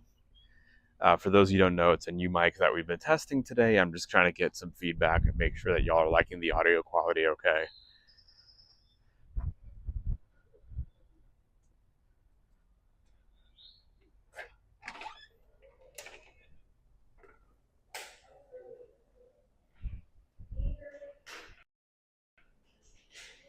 So far, so good. Okay, cool. Awesome. See the long leaf that's right here, real close to us? Oh, in the back. There he is. That's his. Oh, he's right there. He's so cute. He's right there.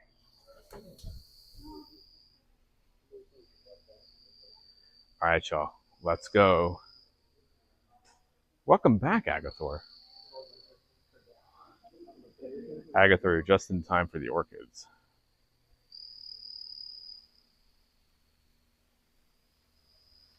Perfect. If you're not following Yogurt Girl, you should go drop her a follow. Yogurt does retro games, IRL streams, scary games, Lego building, and she's also a supermodel in the country of Canada. She's actually on billboards from the great state of Saskatchewan to Quebec to Montreal and more. Really, really cool billboards that she's got. My favorite one is the Saskatchewan one. She turned that into an emote, actually, which is kind of cool. This is a sculpture of the corpse flower.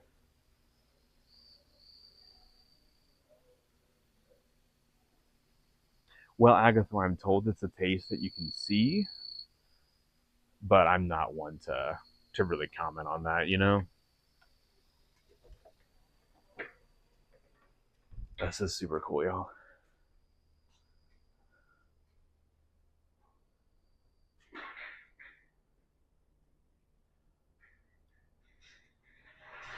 So this is the orchid room. Yogurt, I love your face this much. I don't know. I feel like this is a beautiful flower.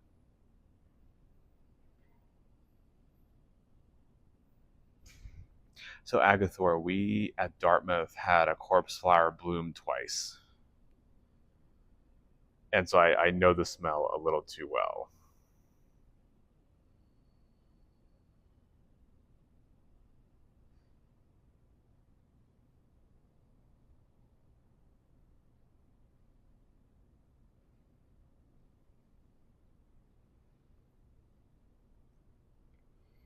I like the leaves of this too, y'all.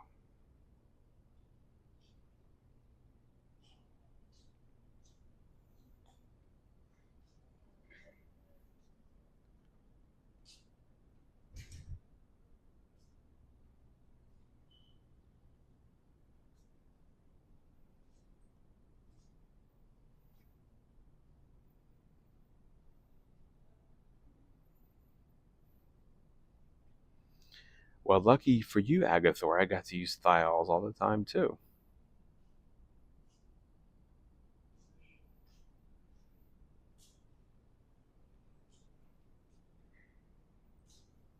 Oh, here's another one. Check out this one, guys.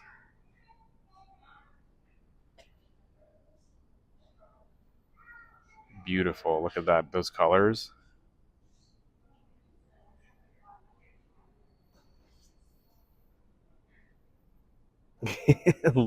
Laura Gale, can I just tell you how much I stupid appreciate all those screenshots? I know it's silly, but I really, really appreciate them. Those are such beautiful memories that you're taking, and just thank you, seriously. And for y'all doing clips, everyone for doing that and sharing this with us.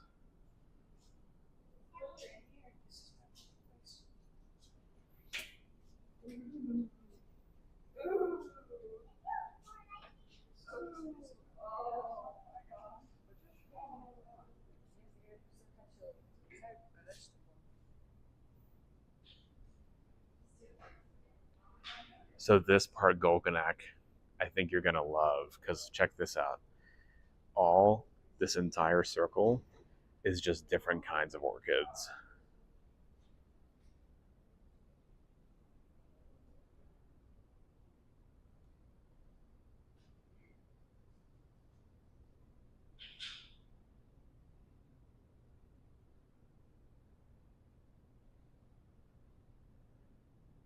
I know, Larga, but I just want to thank y'all for doing that. For those people who do clips and screenshots, and like, it means a lot. It helps out the community a great deal. It gives us a lot of things to know what you like to see, which makes it easier on us.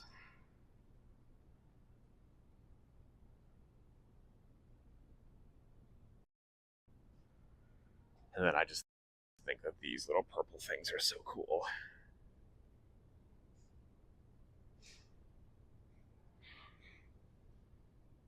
There's not a sign on them.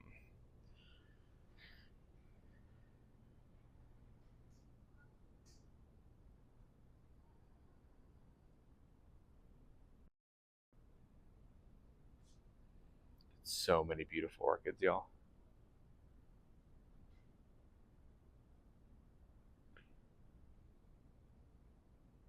We're kindred. Oh, yes, indeed, we are, Agathor. For better or for worse.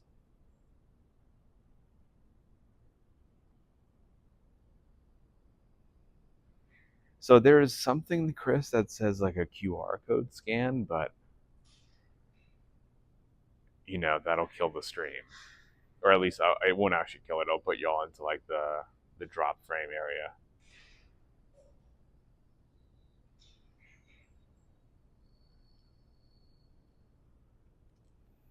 Professor Burbs, thank you for being here.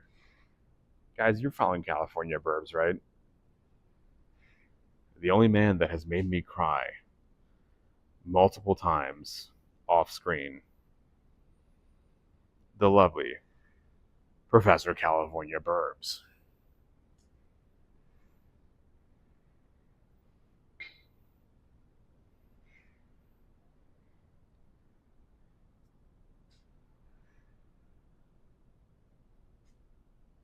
Agathor, it is, well, yeah, you and I connected through Trace Stream of all places, and now it's like we're doing all kinds of science content, and it's really cool. Thank you for doing your chemistry streams.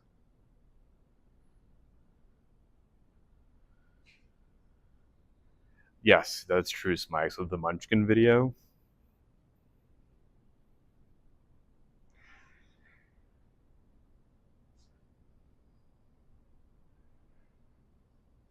I don't know, Chris. There was the only handout they had at the front was a map. All right, y'all, let's go to the high elevation room.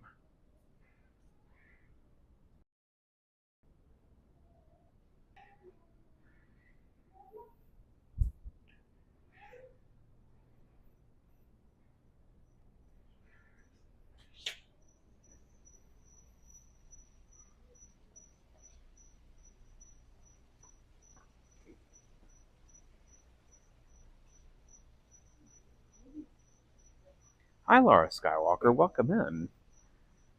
Oh, Chris TS. Chris, we have more for you.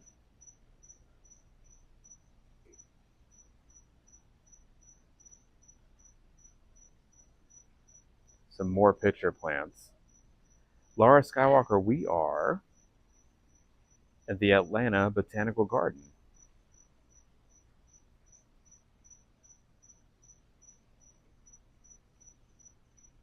See, Chris, I'm keeping an eye out for you.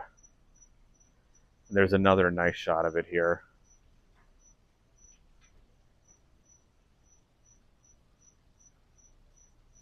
Also, Chris, just an FYI for you. Look and enjoy. Don't touch, don't climb. Hi, Thindall, you beautiful soul. Oh, and here's some more.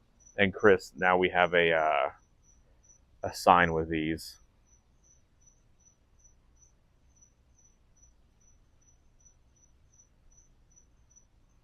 Yeah, so in fentanyl, usually like little insects will go in here, but there's different species that can have like lizards and even mammals go in. Well, there we go. Oh, let's zoom out. There we go.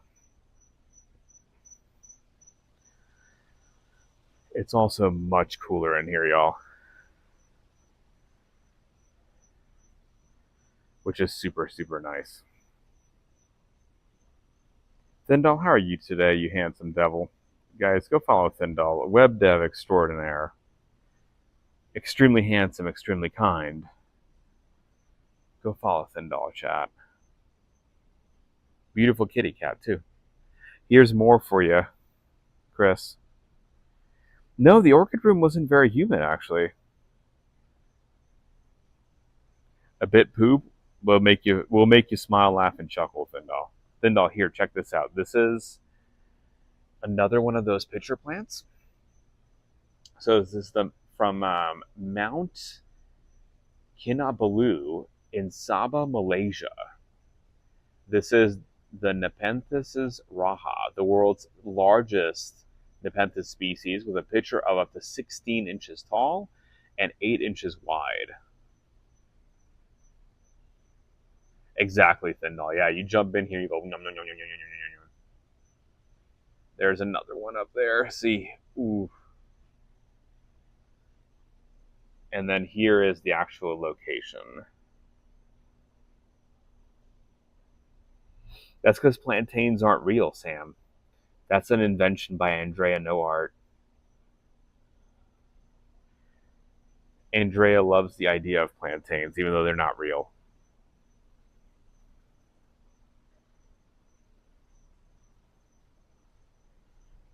Look at that, y'all. Beautiful.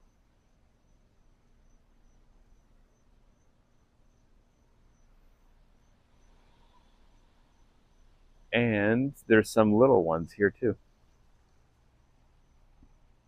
Hi, Paw Prince. Welcome, welcome.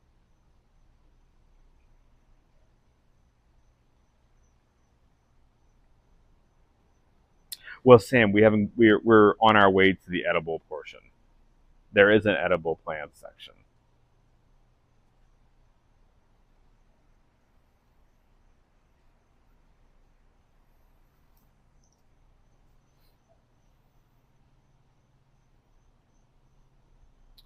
I don't know about that one, Ramon. I know they did not, that I've seen so far, have a corpse flower, and that's one that opens every couple of years.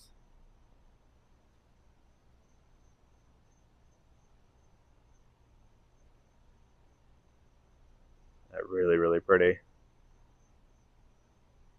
And the textures on this tree too, y'all.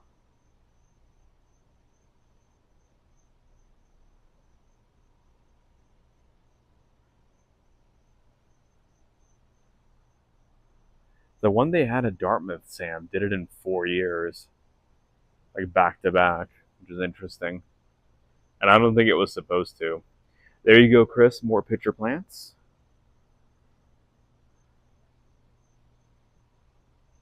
We're going, Nick. Thank you for the follow. Welcome, welcome. All the more pitcher plants, y'all.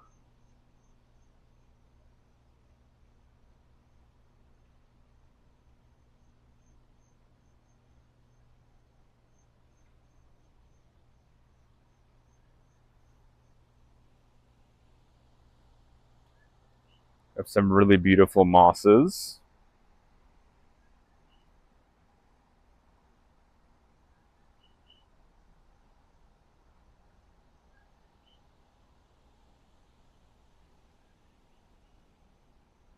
Hello, Invisible Dimensions. Welcome, welcome. How's it going?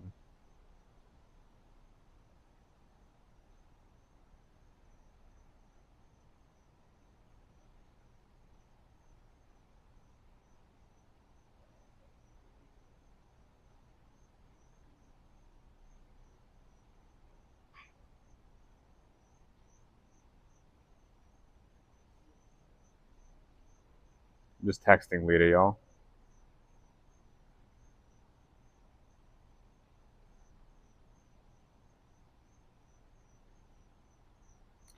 Kennedy, we are at the Atlanta Botanical Garden. Kennedy, how are you doing today?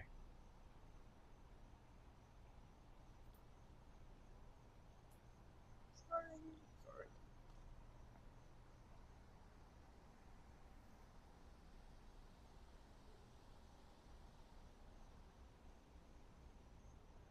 I'm currently in the upper mountainy location.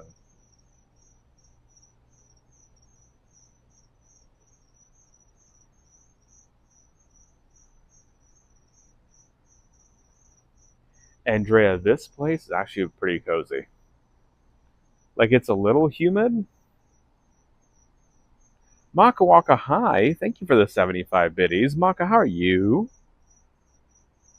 Maka, how was your IRL stream today? I saw you pop on, but we were driving, and I felt it inappropriate to go and live stream while watching while you were driving.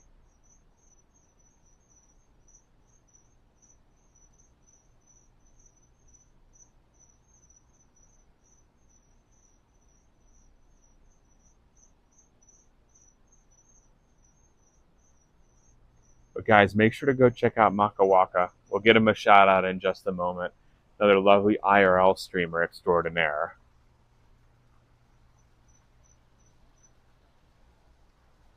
We're gonna go collect Lita and Munchkin in just a second, y'all, so we can continue on the journey.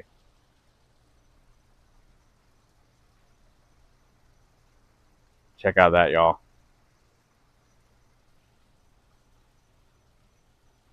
Not all of these have placards, but I really like this zone. It's nice and cool. There's a lot of cool plants. We'll have to bring Lita back into this room because I think that she'll be all about it. Munchkin finished her entire snack pouch. Like, almost all of it was finished. Like, actually, no, Thindall, apologies. She did finish her entire snack pouch. And so Lita went to go get her some snacks. Almost. Wait, 1K party for Andrea? Nice. Did you know, Ramon, that Andrea is planning our 10K celebration stream? Which we are getting very close to, Ramon, that Andrea is going to be planning that out for us. She said there's going to be dances, there's going to be special guests. She said we're going to get a special celebrity appearance by members of the movie The Mummy. It's going to be really, really cool. Like, I don't know how she's able to, like, arrange something like this. But that's her plan, y'all. I know. Hi, 5-star hottie. Welcome in. Oh, y'all, look at that orchid. So we're now in the orchid room.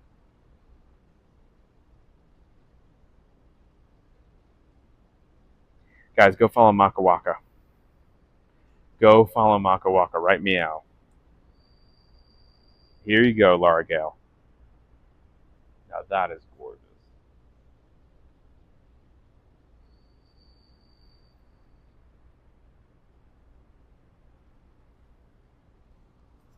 Alright, y'all. Looks like this is the orchid room.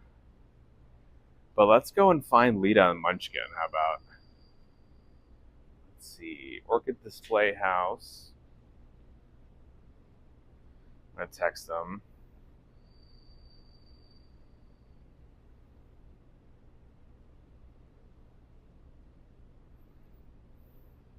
We're going to try to find Munchie and Lita. Ooh.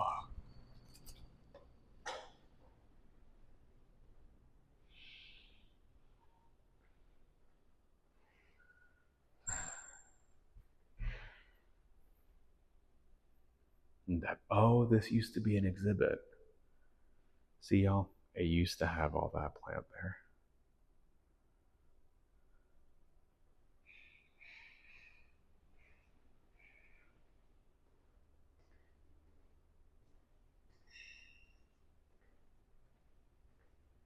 Let's see.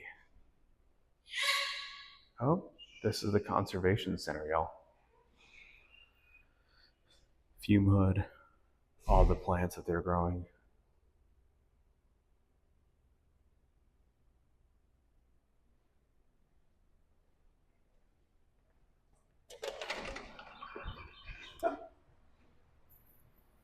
Okay.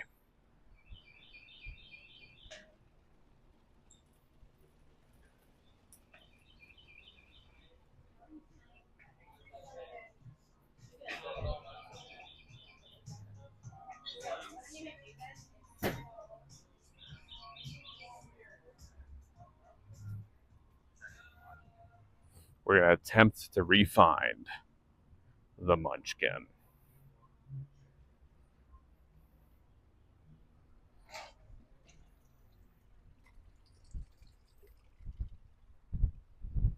I have a feeling we're going the right way. What's the basis of this? No idea. Just like, a gut feeling that I'm heading towards my child.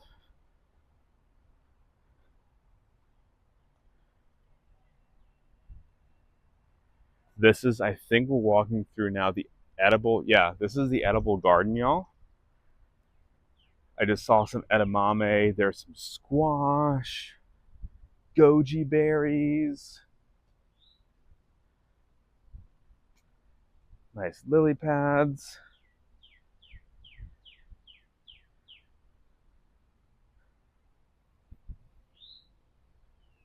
Okay.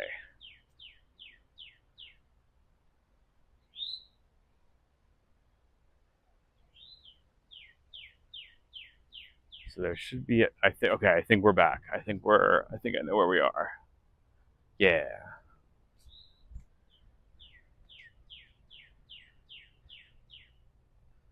Lita and Munchkin should be around the corner.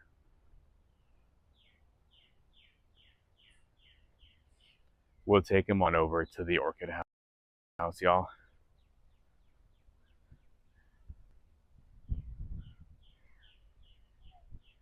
There's another frog.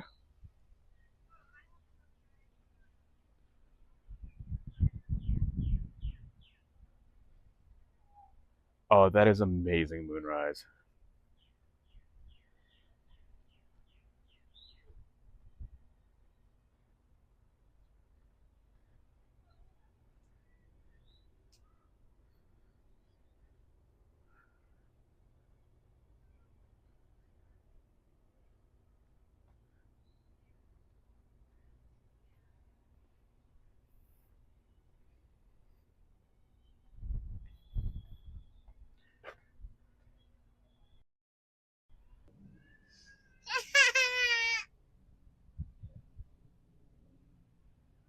There's one of the sculptures, y'all.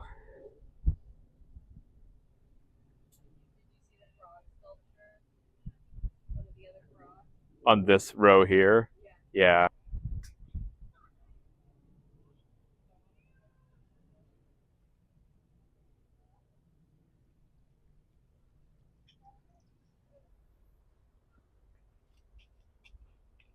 There's also the preservation lab was this way. That I thought you might like to see.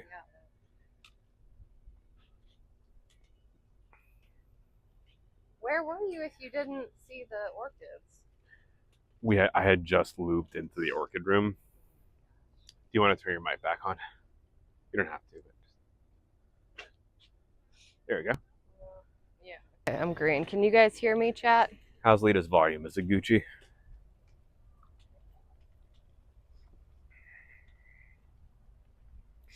I really like this little fairy door up here. I don't know if you guys saw it. The fairy door. Well, what would you call this? Where are you pointing? The Oh my fairy god, door. it is a fairy door.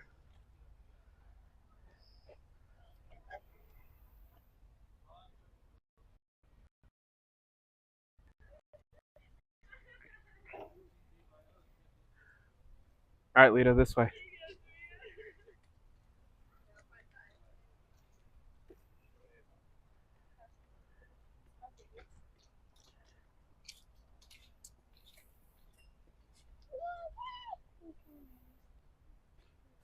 Are you still hungry, little one? She's chewing her toes, chat. Yeah? That big, beautiful smile. Toes.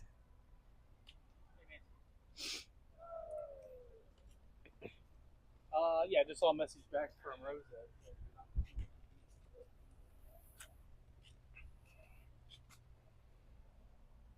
This is the edible garden. And Andrea claims that there's these things called plantains. Mm-hmm. But we all know those are just giant bananas. Or is a banana a miniatured candy version of a plantain? No, plantains aren't real. I don't know. Just like birds.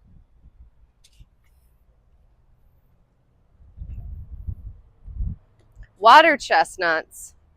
Uh-oh, water chestnuts, Munchkin. You love those.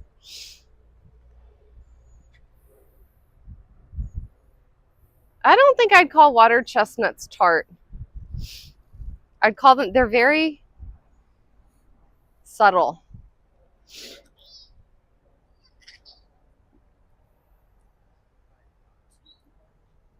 So the roots of the grassy plant, that one straight ahead, I'm guessing. Yep. Munchkin loves water chestnuts, chat. We might go in there. Do you need another snack, Munchie? Do you think they would mind? Do you think they'd mind if we just took one for you to snack on? There's the goji berry here, Lita. Oh my goodness.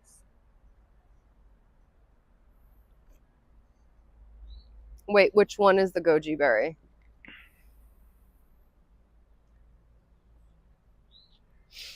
I think it's those wispy ones, no? Yeah. Yeah, I think you're right. Sometimes their labeling is difficult. It takes me a minute of staring to figure out which one.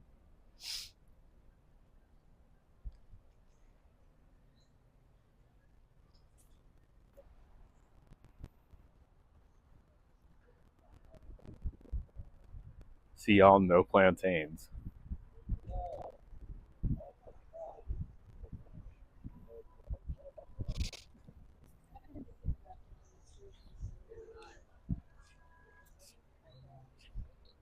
Where? I'm not sure where This we're way. supposed to go.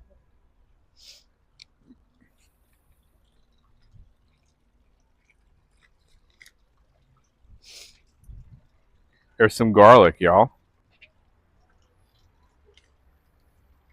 Some thyme, which we never have enough of, it seems.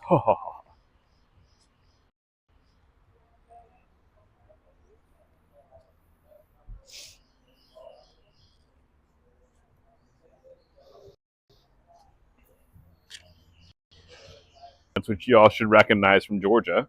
Well, not Georgia, but the house from yesterday. Right, Munchie?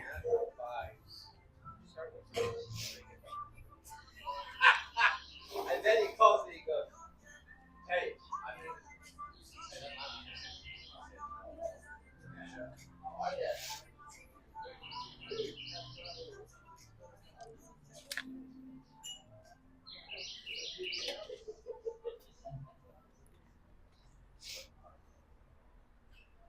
All right, into the Orchid Center. And then Lita might need a battery for this. Phone or gimbal? The phone? Phone. Thank you. Thank you. Thank you so much. Thanks.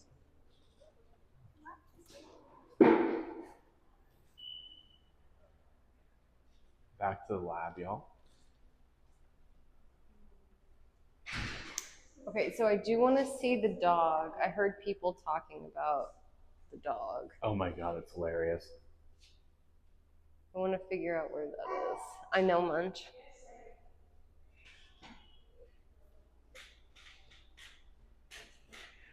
We saw this one, the bird, and it has a picture of what it used to look like. Oh my gosh.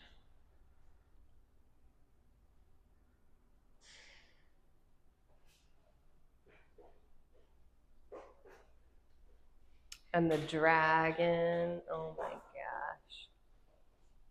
In 2018.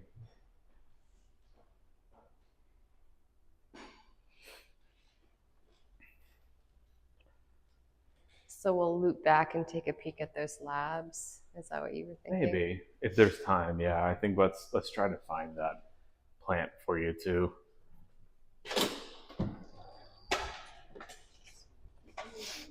Yeah, see, this isn't too bad.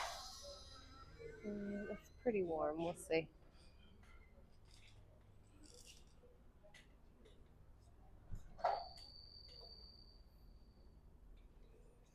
The orchids, y'all.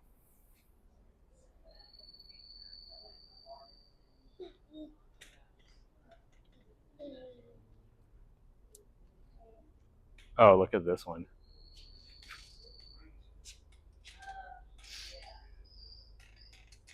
So chat, I hope you guys can still hear me, but orchids are one of those flowers that have become really collectible, which is great in some Do you ways. want to take over for a little? Hold it. For cultivation and getting people excited about preserving them in the wild, but unfortunately they've become so collectible, that rare and endangered species are trafficked and sometimes stolen directly out of museums and botanical gardens, which is unfortunate.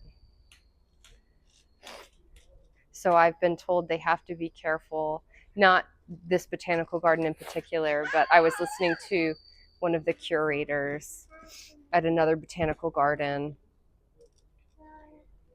about how they have to be careful where they're put on display, because there was an instance where a few extremely endangered orchids were smuggled and they were identified and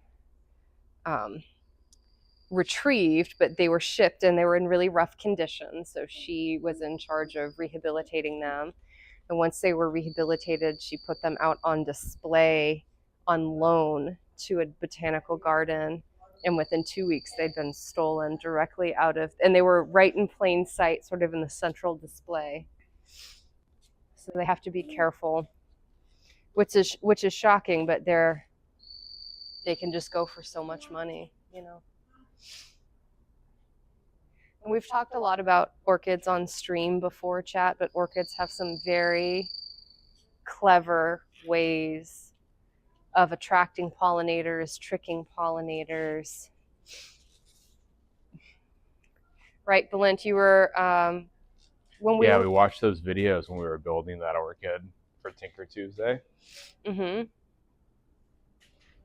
And they not only mimic sometimes the shape, but the pheromones of males or females, depending on what they're going after. And what's really cool, I thought, was there's slight variances between different strains, and that facilitates the male to be able to be tricked again. So there's such a wide variety of orchids, you guys. These are really unique. I wonder if they have lady slippers here. Probably not. It maybe would be an odd thing. But lady slippers, I grew up with lady slippers. They were everywhere. And just through the duration of my childhood, they're a native orchid to New England. And just through my childhood, they became extremely rare. They used to just be everywhere. And the adults would tell us, you know, not to get within like 5 feet of the little patch of lady slippers.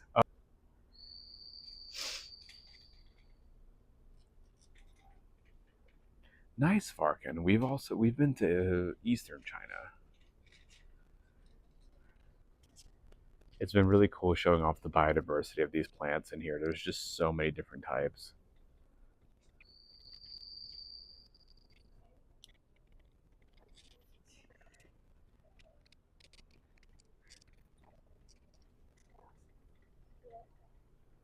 But if either of y'all have anything to share, feel free to throw it into the chat. Thank y'all so very much for the raids.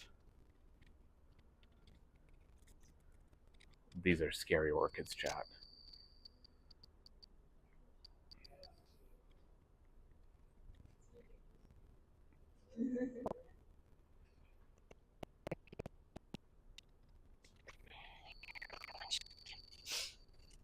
Eight minutes, y'all, then we can shout out Mr. Irish. Also, Jern, I now see your icon. If I'm checking on my other phone, I can't see it on the app, Jern, but I can see it on the other phone. It's very, very pretty. The windmill hype. All right, I think Munchkin wants to continue, Excuse chat. me. That's okay, thank you. Shall we go to the next room? That one's more cooler. Orchids? That one is carnivorous plants. Well, let's just do a quick. Well, actually, rundown. sorry, there's orchids there, and then it jumps to carnivorous plants. Okay, and we'll just trade off maybe in there. Yeah.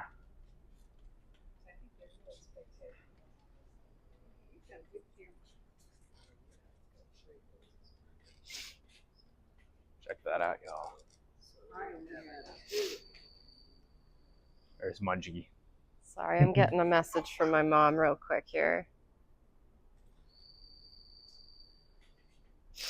And again, for those coming in on that raid, we've been doing IRL streams for the past almost a week. We're doing it for 2.5 weeks. Tomorrow we'll be going to a zoo and an aquarium on Friday. And then Saturday, I think we'll be going to a special naturalist park. all kinds of IRL science content for y'all. Swap. Yep. Hi, chat. You have me now. For And then keep an eye on the battery. We're at 15. Okay. Whoop. Hi, chat. You got me for a second. We're backtracking. Before we talk about orchids, can we talk about moss for a minute? I know it's not really the display. They're here, but let's just look at moss for a second. You guys, moss is extraordinary. We think it's the most ancient plant group, as it were. We think that moss colonized land first. At least there's a fair bit of evidence to suggest that. There's some moss haters out there. But for the most part, I think the consensus is moss actually took the land first, made it passable for the rest of its fellow desert moss. Yeah, so that's the thing. You know, everybody likes to think about, well, I don't know everybody. I often, used to think about moss, just associated it with like running streams and whatnot. And I used to think it needs to be in a riparian type habitat.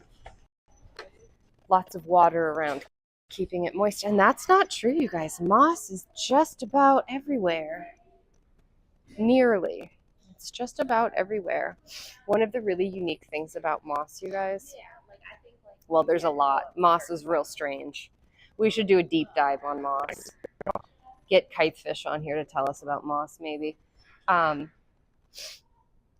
So it doesn't have pollinators, nothing like that. The way it transfers genetic material is really weird, really unusual. It usually counts on like water-based transportation to swap genetic material.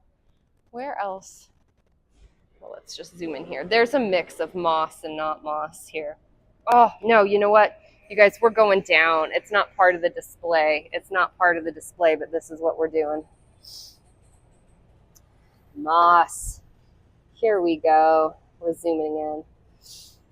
So why is it that moss can climb like this? It's a fair question. I mean, we see creeping vines and things, but moss is really unique in the places it's able to grow. And that's because moss doesn't have freaking roots, you guys. Yeah. Doesn't have xylem and phloem, all of the stuff we think of when we're thinking about most common plants. Now, moss is like, I don't need roots. If you were to pull this moss off, which we're not going to do because that would be rude, you'd see these really thin tendrils that I think you could easily mistake for roots, but it's not. That's just how they adhere to things. Those structures they don't use to actually take up any nutrients or water. Okay. So the orchid family, you guys, since we're here talking about orchids, the orchid family is, I think, the largest in the family, the largest plant family, which is kind of shocking. So these are a little more classic orchids, right? But there are over 28,000 species of orchids. Is there a connection between moss and mycelium? Not that I'm aware of. They certainly do have some similar looking structures, but mycelium is fungal and moss is still a plant, even though it's weird and it's what we'd call an ancient plant. Kind of air quotes on that. It's not like it hasn't been evolving, but it's in a somewhat primitive state.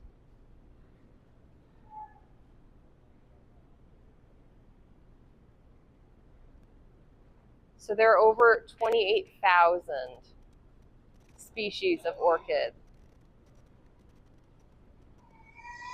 And they're very well distributed. 6 continents, I believe. Found on 6 continents. And of the species that are naturally found, let me tell you, you guys, humans are so obsessed with these plants that we've created many times that in kind of synthetic bred hybrid. So I've seen a range of estimates, but I've heard some credible people, some credible sites claim that there are 100,000 hybrid versions. That seems kind of high, but many times the native number of species, and we already have a lot of species, and there are a bunch of different genre also. It's not just species, but there's many. These species belong to various genuses. Yeah, and Spanish moss is not actually a moss, which is interesting and confusing. Isn't it confusing?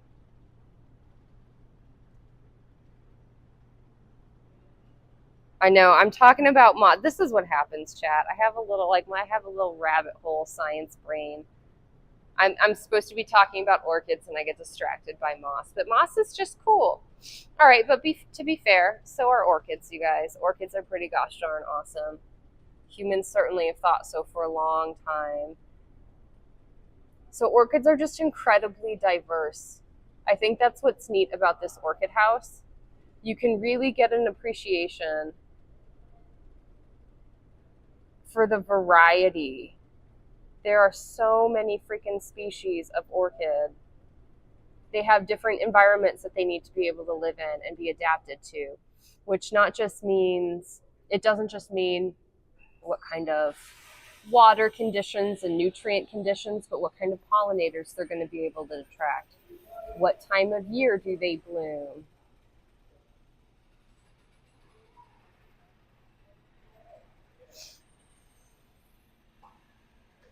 I think I've lost Valent.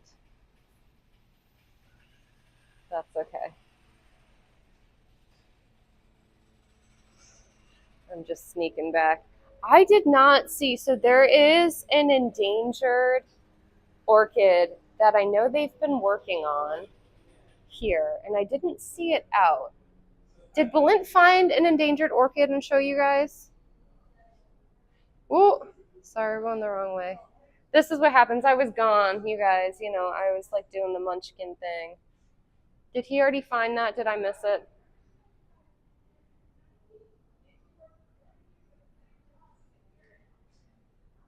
Not that he told us. Gosh darn it.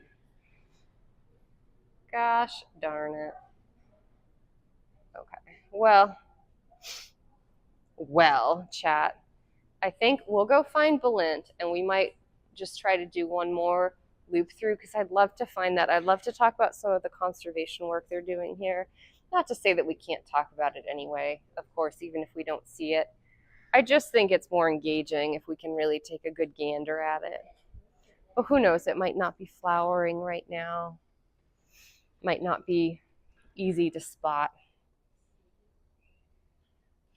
You may have seen it but didn't realize it. Yeah, he and I are often interested in different things, so I'll be on the lookout, which can make it interesting when we go places together. But I'm on the lookout for one thing and he notices something completely different. Oh my goodness, so you guys, we are in the carnivorous plant mecca. Also more mosses, so watch out. But we're going to zoom in here.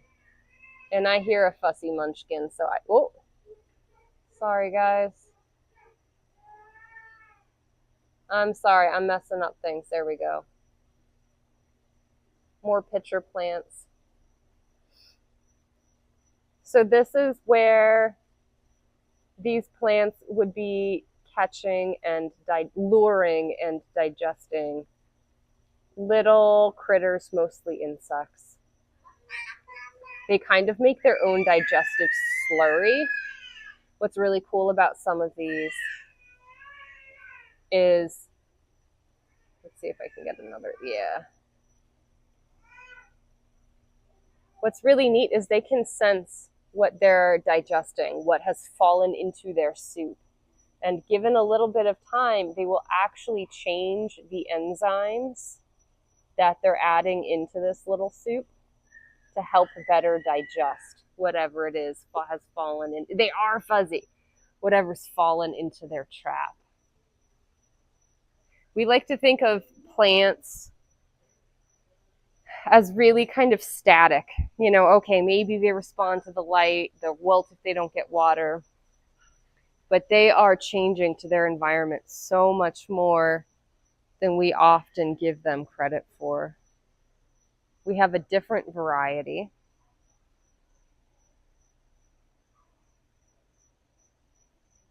Let's see if it's going to focus. It might be, no, it doesn't want to focus for me. Whoa.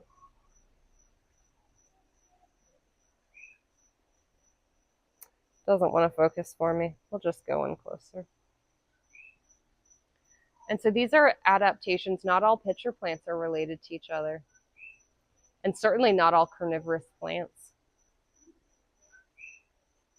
They've created this, they've identified this. Oh, okay, you guys, I'm going to give this over to Belinda. Thank you so much for that follow, by the way. Fluorine boron.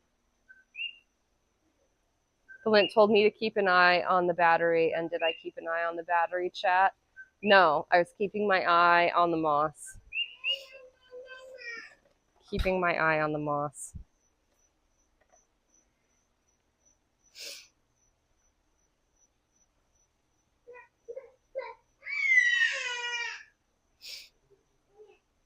And then maybe I'll give you back to Belinda.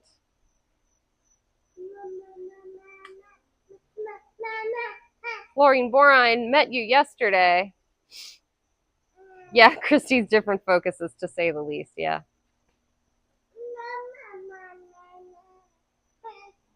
It's okay, Munchkin.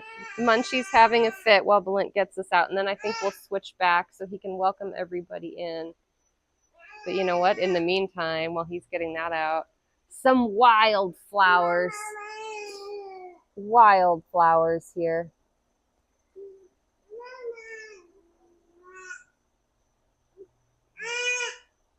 Okay, I think he's ready for us. He's ready for us. Who? You? No. What do you need? Can't find the other battery. I can get it. Do you need both? This doesn't have a connecting port that works with that. Unless it's one of these. So I'm trying to see if the other one does. Okay, here, let's trade. I know where it is.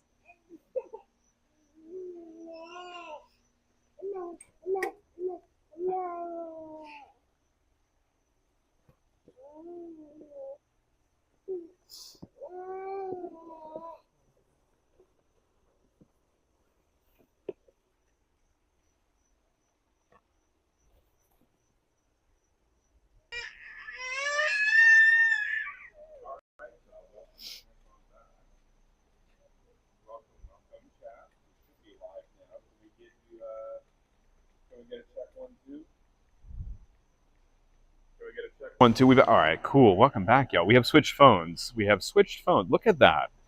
Look at that. That's how fancy we are, y'all. We're able to live switch phones.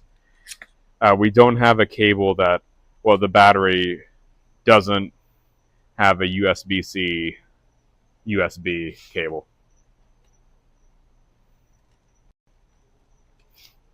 I can back the camera lead if you wanted to finish talking about those plants. I don't remember what I was saying. It's fine. Oh, about all the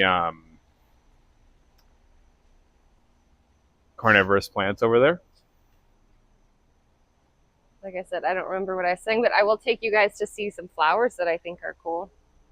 So a lot of people, it's confusing. A lot of people get orchids and carnivorous plants confused, especially the pitcher plants. Because of Munchie. And it's totally understandable. Those pitcher plants look Munchie.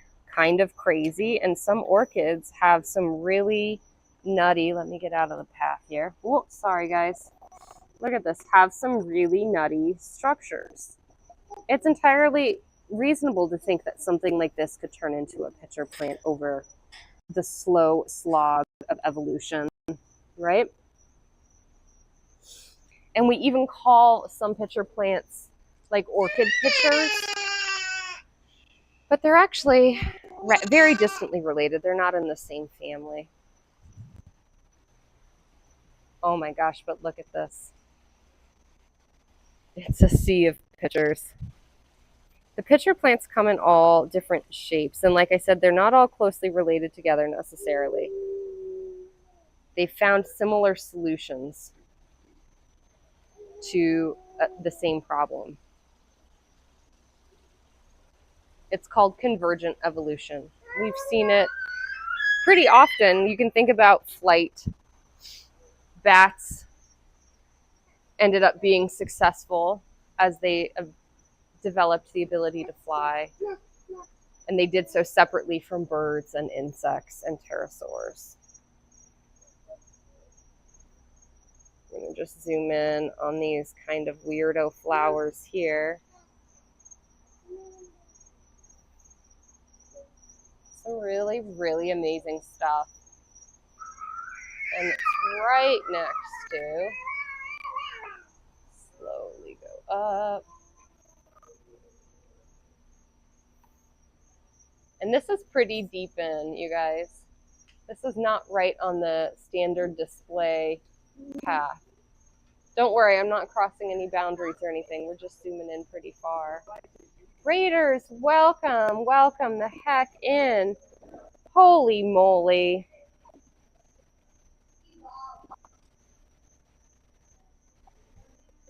Raiders, welcome in. Let me go get Balint. I know he's going to want to welcome you in.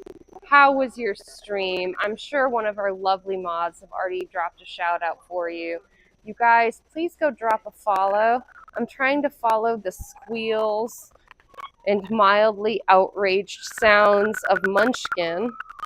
Oh, currently, actually, she sounds rather amused. Morgana. The flowers say they're normal and humans are weird flowers. That's probably true. We're just going to try to get over here, you guys, to the Munchkin so Balint can give you guys a warm and friendly welcome. Unless I just missed him. Where is he? Maybe I missed him, chat. Trouble. Well, all right, Raiders. Welcome the heck in. I'm going to just do the welcome until I can figure out where my lovely, charming co-host has gone. Raiders, what were you up to? How was the stream? I may have lost both my husband and my child, chat. It's possible. It's possible.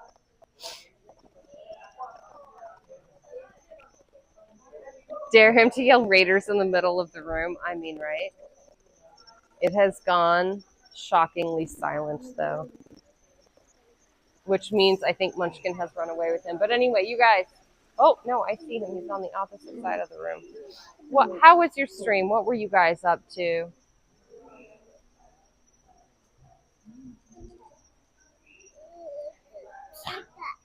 Here we go. Raiders! Fluorine Boron, thank you so much for hanging. We appreciate it. The Druid Queen. Hi, everybody.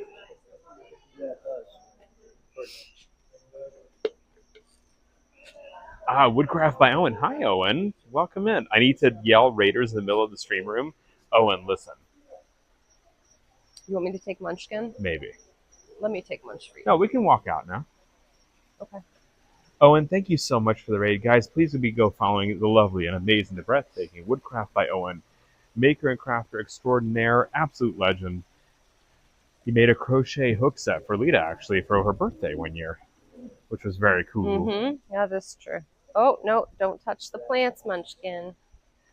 We are, for the Raiders coming on in at the Atlanta Botanical Garden, on our 2.5-week adventure of IRL streaming content. Welcome on in, everybody. Should we go out this way and look for that dog? Sure. We're looking for a plant sculpture, Chad, of a dog. Shaggy dog sculpture. But again, Raiders, welcome in. My name is Blunt. There's I'm the lovely Lita. Miss Lita. Whoa, there's Lita.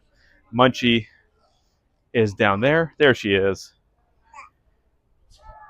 Lita and I are research scientists who are PhDs in molecular biology, and we do live science content here on Twitch every day of the week. And We've got it. There we go. Switch it over because you guys, we have some amazing y'all. plants right here. More pitcher plants, right, Lita? I think that they're pictures. They might be false pictures, though. Let me see if they have a... I've been tricked by a few of these guys before. Oh, no, those are definitely pictures. Oh my gosh, you guys, look at this display over here. These are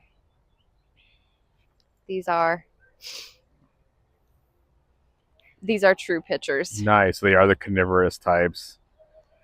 And guys, let's make sure to get a shout out for Owen. Owen, if there's anything you'd like to share, please feel free to drop all the socials, drop all the links, everything. Please drop it for you. The links are open, my friend. Thank you again for the raid. We're so excited to have you all here and to take you on these adventures. If y'all are liking the IRL stuff, remember tomorrow we're going to a zoo, and then we're going to an aquarium on Friday, and then on Saturday there's going to be a really cool like naturalist museum, nature walk. We'll see what that is. Yeah. Oh, these are so pretty. Yes. Y'all, that is a beautiful screenshot right there. Whoa. And Sadamish, thank you for the follow. Drop the shop, perfect. Thank you, Owen. What's going on next week? We have a few bees actually tempting fate, crawling dangerously close into the lip of the pitcher. I don't know if you can see, there's one over here that keeps... There it is, y'all.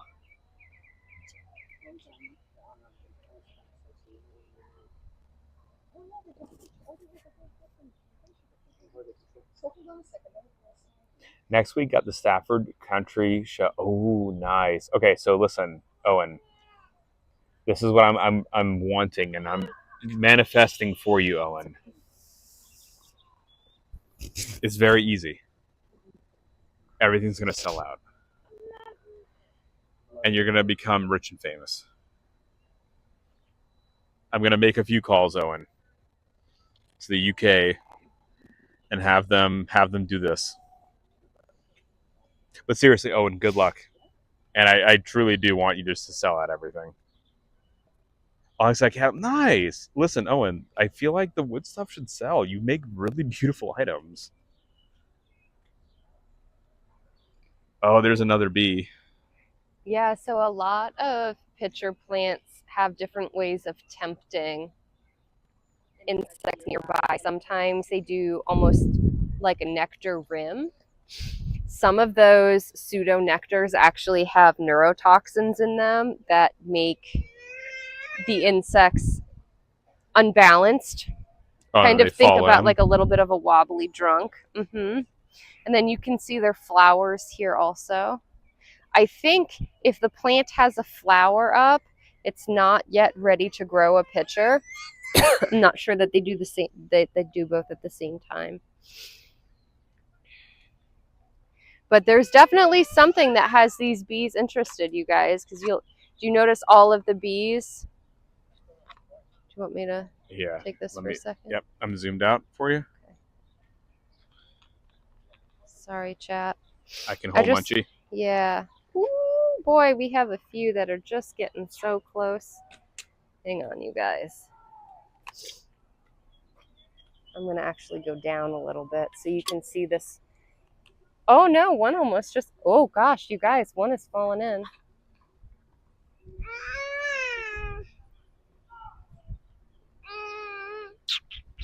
This is the danger, you guys. Did you see that? And this little guy did not learn its lesson. This little lady did not. Ooh, I'm sorry, you guys. I forgot I had us on Zoom. I'm so sorry. Where are we?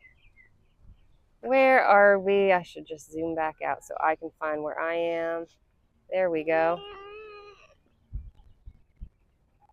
This is the same bee that almost fell in just a moment ago, helping herself.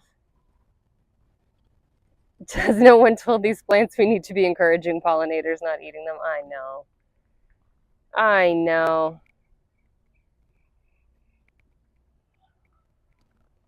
But these plants have different ways of attracting insects. Sometimes it's just smell. Like I said, I think it's amazing. The neurotoxin slash poison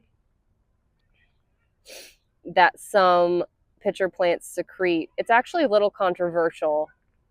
It's pretty new research, but from what I've seen, I find it plausible, reasonably convincing. It's not just one report here or there. There's a fair bit of ongoing work, parallel work by multiple groups.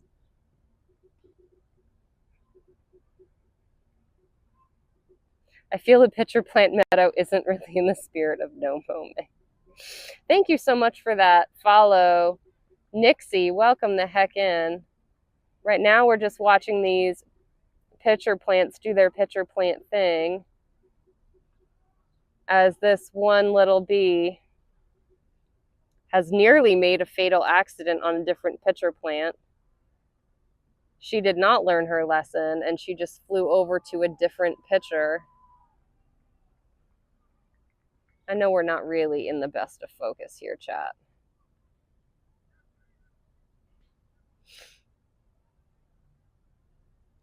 I don't know if you guys can see her little proboscis going, but she's definitely working on something. Something has her interested.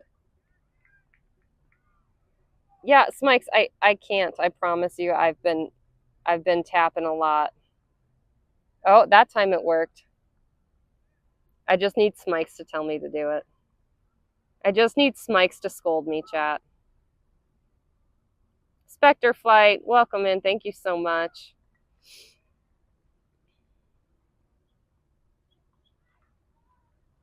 Oh, hey, she made it away from that one. Did you guys catch that though? Another close call, not quite as close as before. All right, I'm gonna zoom out a little bit because I don't want to make anybody sick with my crummy driving. I could just, you guys, this area is just absolutely full of bees hanging on the pitcher plants. I feel like some of these pitcher plants are having a pretty good snack, but it's got to be working out for the bees also. I mean, you know, every time a pitcher plant doesn't catch a bee or an insect that's come to drink its sugar water, its nectar, it's losing energy. So it's a risk. It's a risky strategy, but the pitcher plants obviously are successful enough at it. Let's see if we can watch a few more of these guys. Let's see. Let's focus in on this lady up here.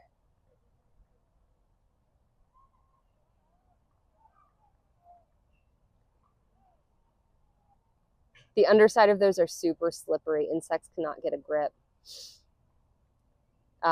Bees are likely one of the only insects that will survive.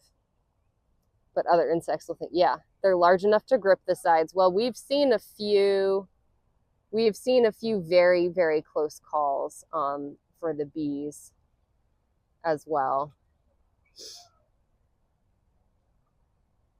But yeah, there have also been a number of flies that I've seen and one smaller species of bee. And if this is the trouble that the bees are having, just imagine. Did that one just fall in? No, we haven't seen one fall in yet.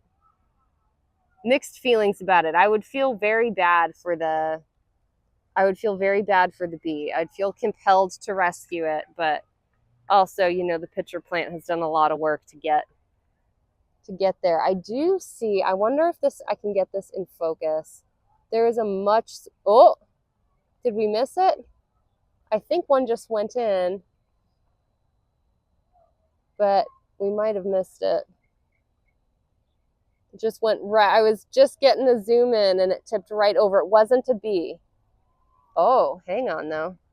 Let me zoom out, guys. Sorry. Oh my goodness. Do you guys see this? She went in and she climbed out. She climbed her way out. Christie's, we used to see bees falling in and scrambling out quite often. Not all the time, though. Yeah. I mean, it is a risky, risky business. The one that I saw fall in was not, it was a bee, but it was not one of these bumblers. A very, very petite solitary bee variety. I'm just scanning right now to see if there are any other insects that we could get a little view on.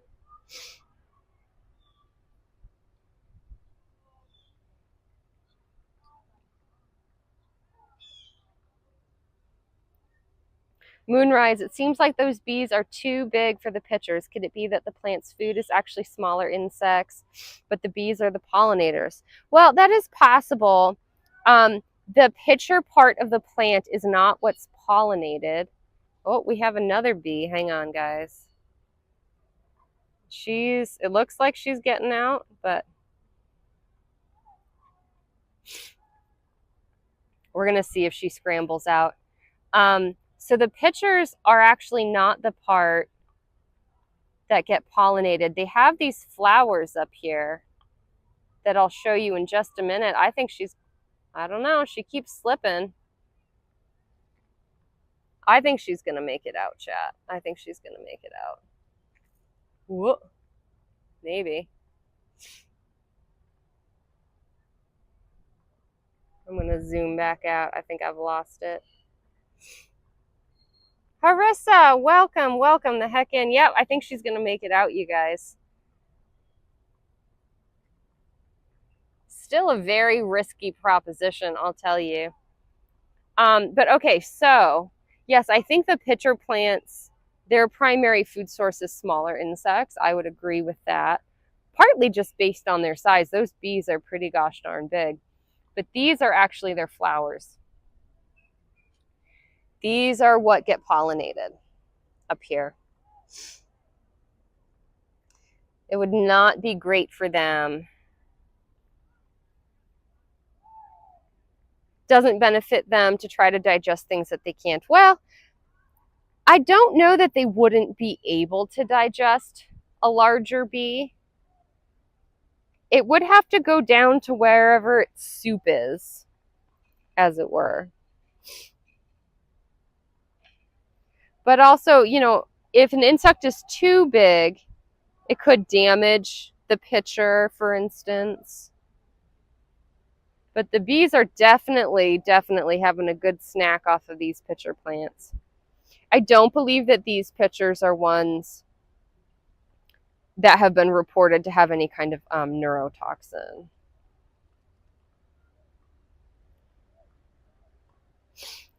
Or, you know, effect on coordination, etc., as we were talking about before.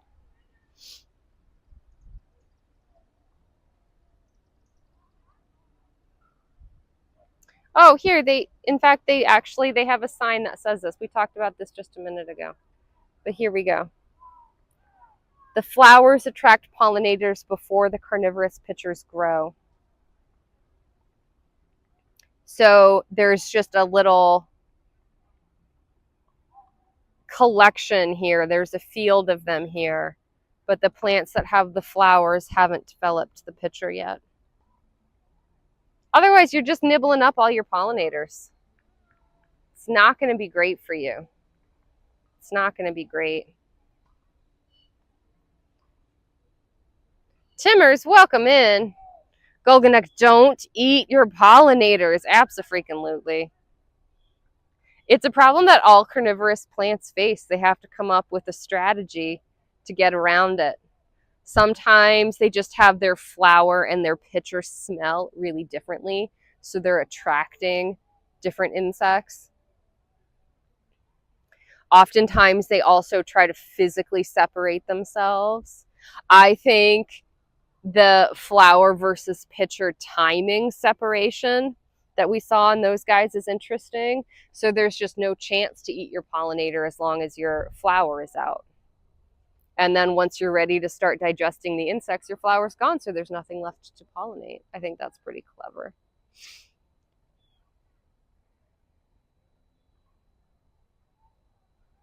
It's your birthday, Timmers. Happy freaking birthday.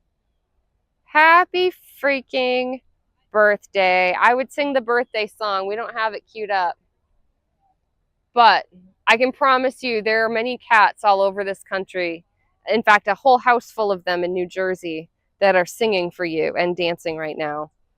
Happy birthday. And possibly eating your birthday cake. Because our cats are pretty gosh darn naughty. There's a cat licking your birthday cake. Yes.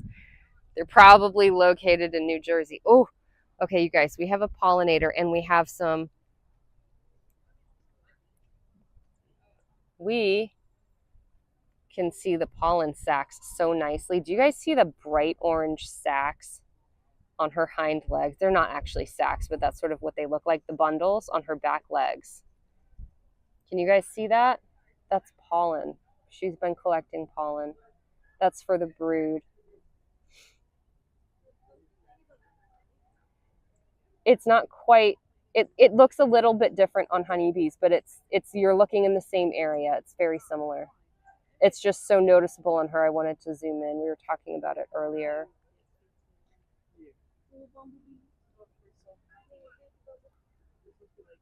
Yes, and there are many very festive people here. I love it. They are totally on board. They're totally on board.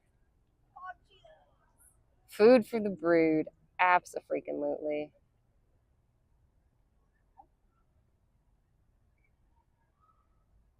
The top of the pitcher actually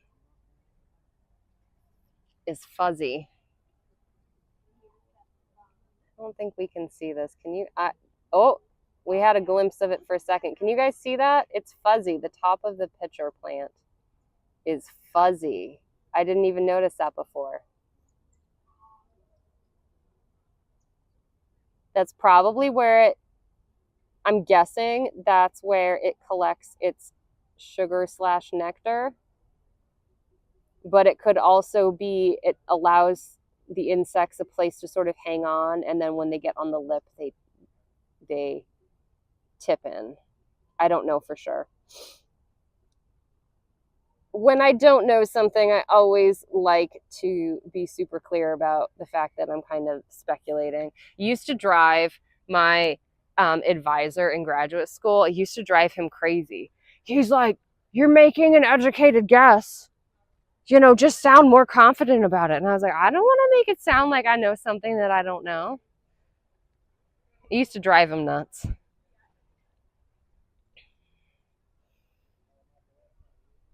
Makes it difficult for the insects to move back up the leaf. Oh, Chris, that makes sense. That does make sense. Bog Cheetos. That cannot actually be their name. That's amazing. Bog Cheetos get their name from the Cheeto-like shape and color of their fruit. Before fruiting, bog Cheetos have a bright orange wildflower that can self-pollinate, and its seeds are spread by ants. Gotta love those ants. Bog Cheetos, you guys. I've never heard of this before.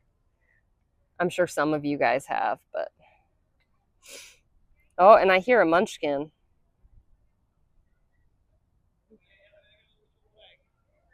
I want them, but I lack a bog. Agathor, thank you so much for hanging with us. I hope you have a fantastic night. We appreciate it. I think I heard a munchkin over there. We're going to make our way back to Munchkin. Oh, here we are. Here's the Munchkin. What do you see, Munch? Yeah? We're looking at the bunny. Oh, we have to go look at the sculpture at least real quick. Yeah. And there's another set over there. Okay, you guys, we have 2 more sculptures.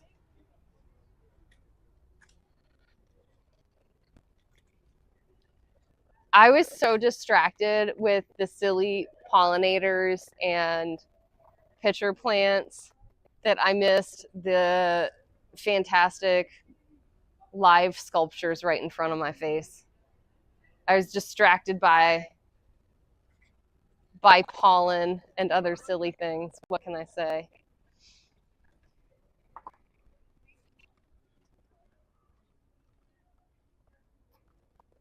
Oh, sorry guys.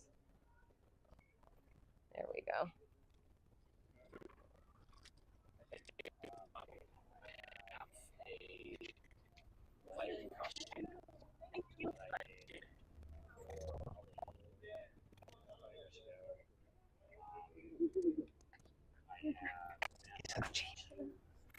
I will say, chat, the controls on the gimbal are not inverted.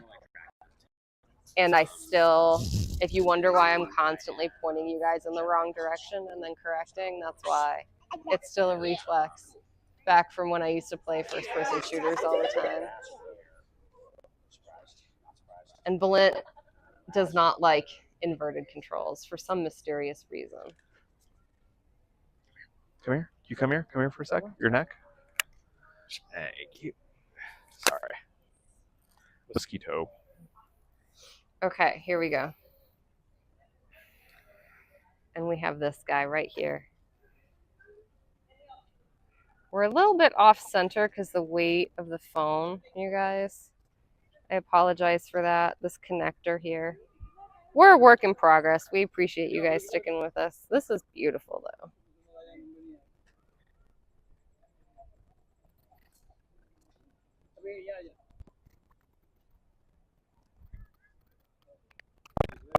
I know, the Alice in Wonderland theme. Yeah. We didn't know they were doing it. But I guess they've been doing these plant sculptures for years now. We were just walking through their display where they had past years. But it's been so long since we've been in the area. They weren't doing it when we were around, I don't believe.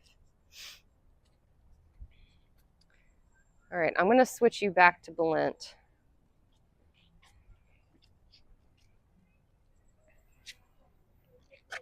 There you go. We can trade. Whoa. All right. Yeah, I see what you mean by it's a little off center.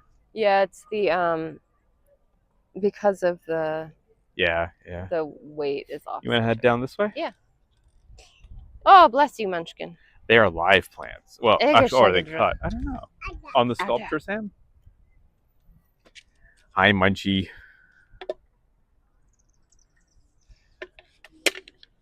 Munchie.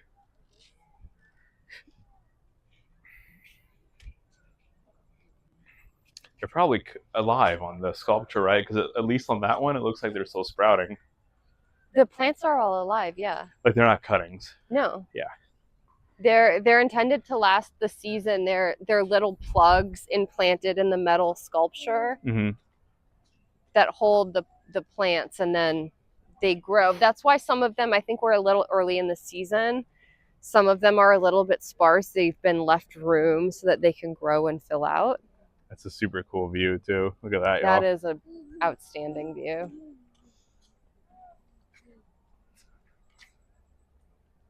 Goganak was wondering if you said there was a second Chihuli yellow. Yes, there is. I saw it. Let me see. Let me see if they tell me where the location is. I did think that would be really cool to see. Radiant Yellow Icicle Tower in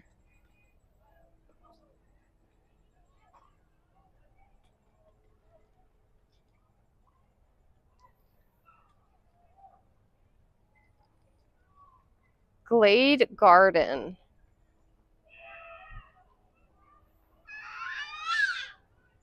I agree. I know, Munch. She has thoughts, chat.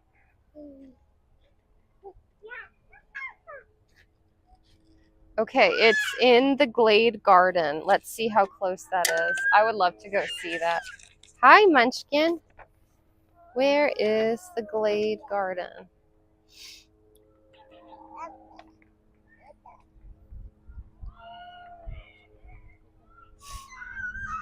I know, those are some good squeaks. Oh, these are beautiful.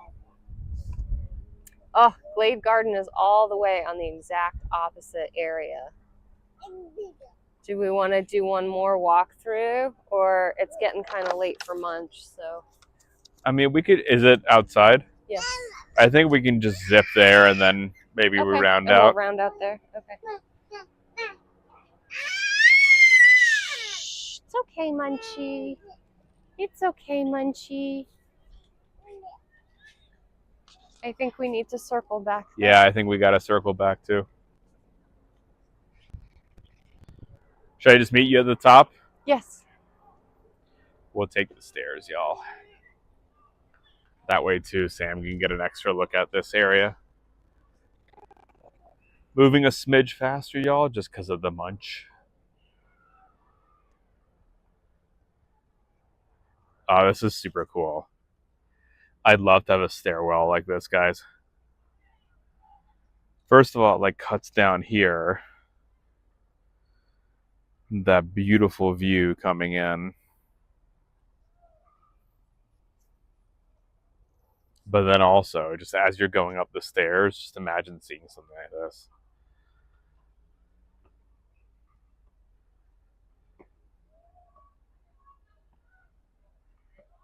Anaya Floor, thank you for the follow. Welcome, welcome.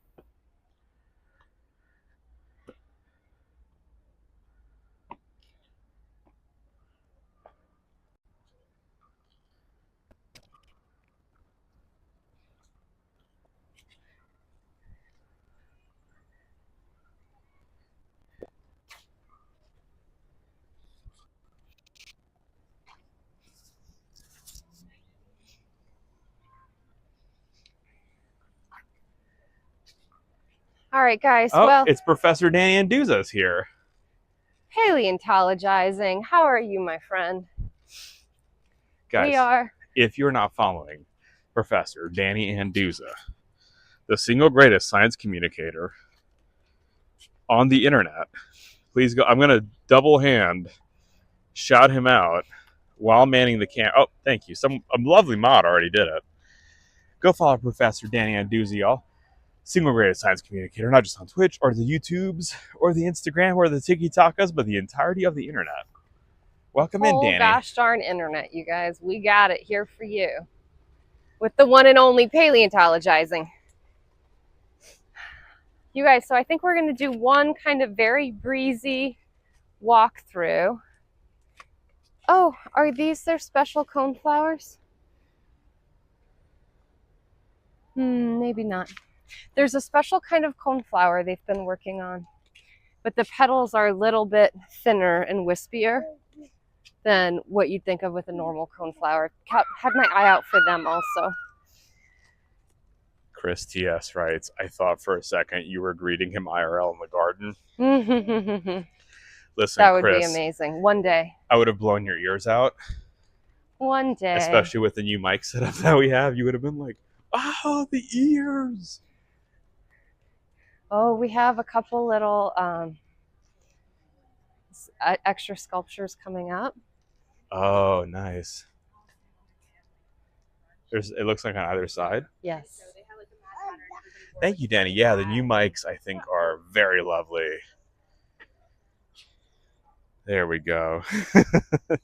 So for those coming on in, we are at the Atlanta Botanical Gardens, part of our 2.5 week of IRL adventures. Tomorrow we're going to a zoo. We're going to an aquarium on Friday and a naturalist museum on Saturday. So I think this is a great example for people who are asking how they did them, how they made these. It's Nem. Thank you for the first time chat. Welcome, welcome. Can you just Oh yeah, there zoom was the in? question of if these are planted or Yeah, not. here you can see the plugs here. I'll just take this just for a second, chat. I'll give you back to Blint in just one moment. If we just zoom in to where they've had a few mishaps here. This is an earlier one in an earlier stage. I'm guessing they're still waiting for them to fill in. So when they first make them and they're putting these small immature plants in, they have to give them room to grow. So they look a little barren at first, but you can see the little root plugs and soil that they have nested here. And there are a few where they haven't really taken off quite as well, and it gives you a good view of how they've made these.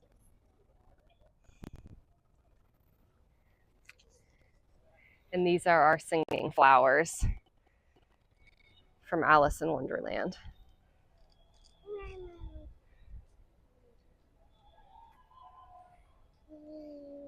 And then these ones, I would hazard a guess, are a little farther along. They were probably done and put out a little bit earlier. There's still room to fill in, but you can see again, that one little plant's not keeping up with the rest. I like the one behind him with those lips and those eyes. I think those are funny. He looks very startled. Woo! Yeah, or they grow faster. Yeah. I mean, I imagine they have to stagger these. There's no way they can have a whole crew doing them all at the same time. Ooh, you guys, we have more. I'm glad we came this way. More singing flowers, chat.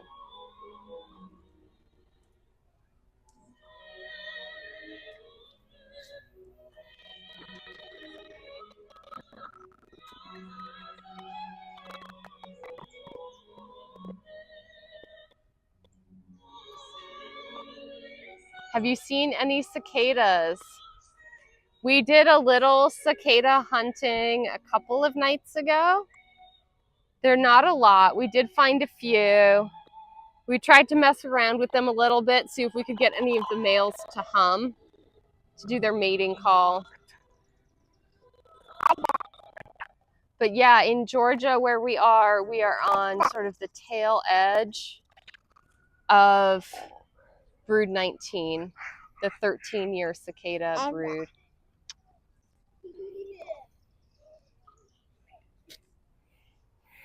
Oh, sorry. I didn't say, I'm misreading. I'm so sorry. I just saw a C word and I assumed we were talking cicadas. I'm so sorry, you guys.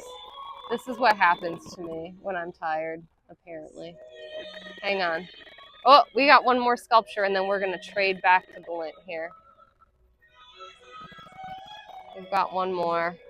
I'm trying to go slow so I'm not making anybody too sick, but I know Munchkin is about ready for us to round out. I can tell you that much. Oh my gosh.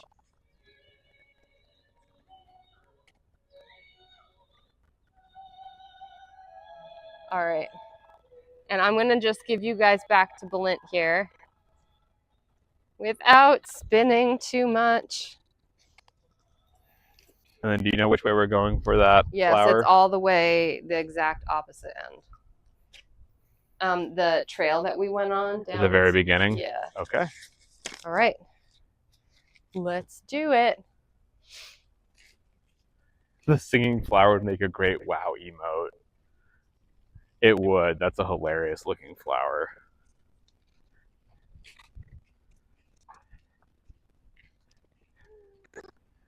Thank y'all again for joining us on the adventures that we're having today. And, well, every day this past 2.5 weeks we're going to be having. I'm looking a tad tired. Christie's, what are you talking about? I'm always tired.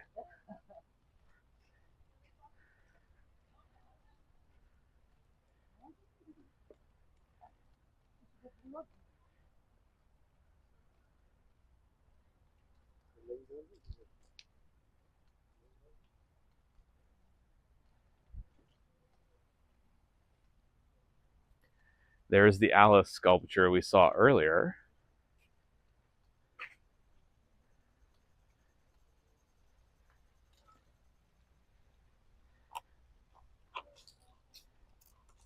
A tad more tired? Oh my goodness. Chris, I don't know if that's healthy. At a certain point, you got to get sleep, allegedly.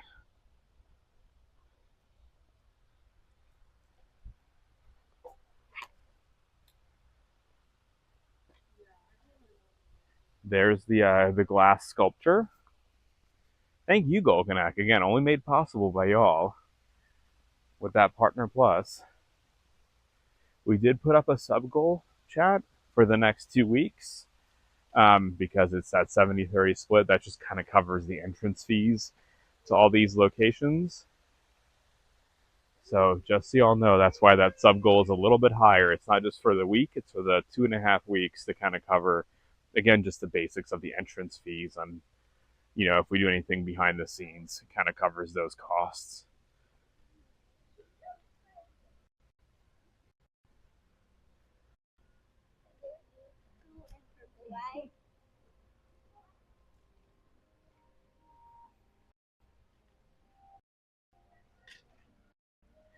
Haven't seen the yet, y'all.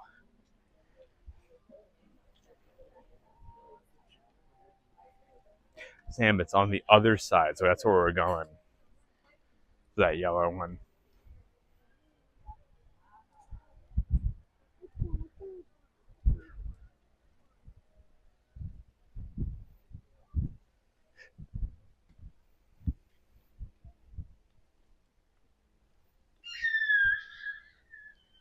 Y'all, I thought that was a bird for a second.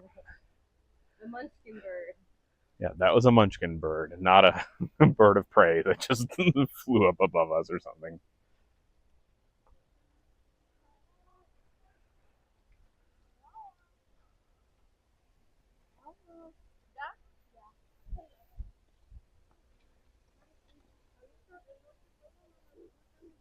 There's the bird sculptures that we saw earlier at the beginning.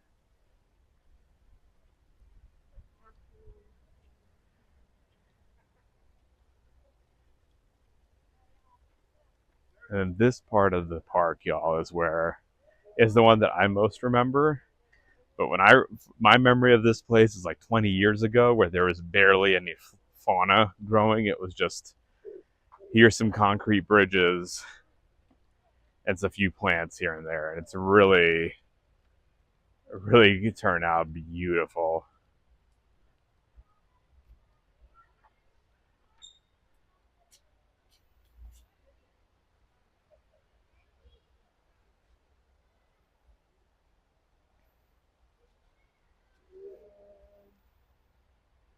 Okay, I think we need to go over this.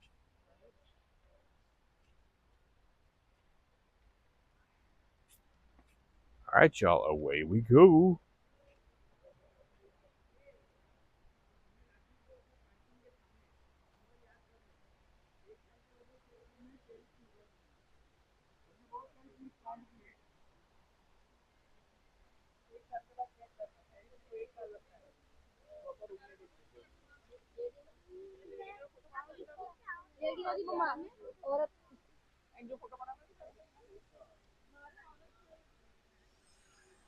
Deep in the heart of Atlanta, y'all. Apologies, chat. Hi, Coffee Rocks. Coffee, how are you? Coffee, we've seen so many beautiful plants today.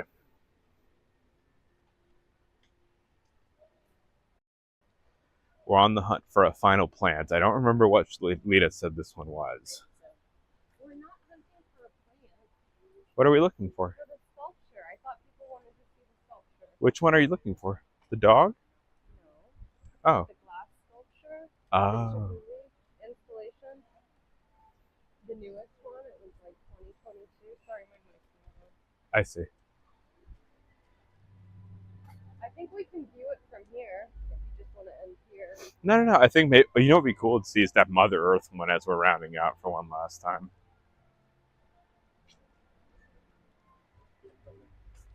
Here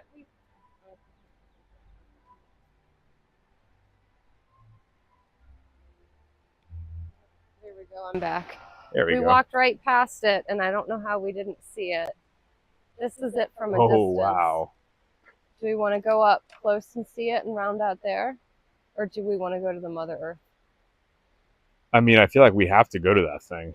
Okay. That's amazing. That apparently all is made of glass.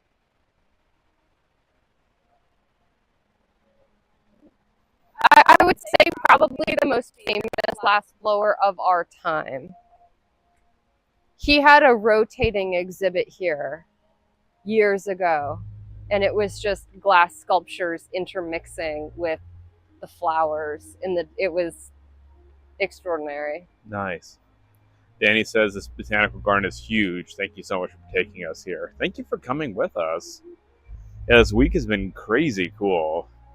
Already all the cool sights we've seen, and we're just getting started. Like I said, tomorrow, a zoo. It's going to be earlier in the morning, aiming to start around noon at the latest. And then we're also going to have an aquarium on Friday, Natural Museum on Saturday, and more next week, Chad. Yes, Varkin, that is the way to spell it.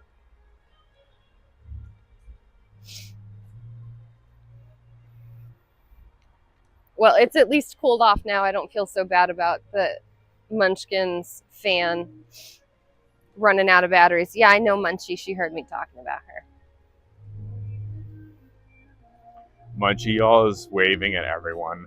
It's so cute. She's been making so many friends today.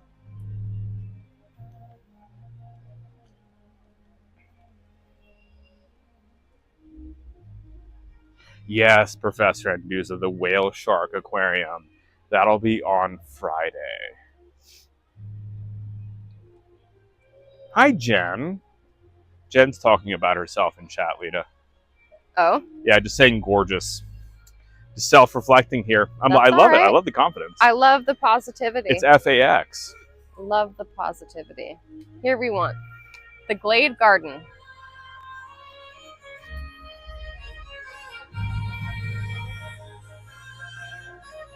Guys, go follow the lovely Queen Jen.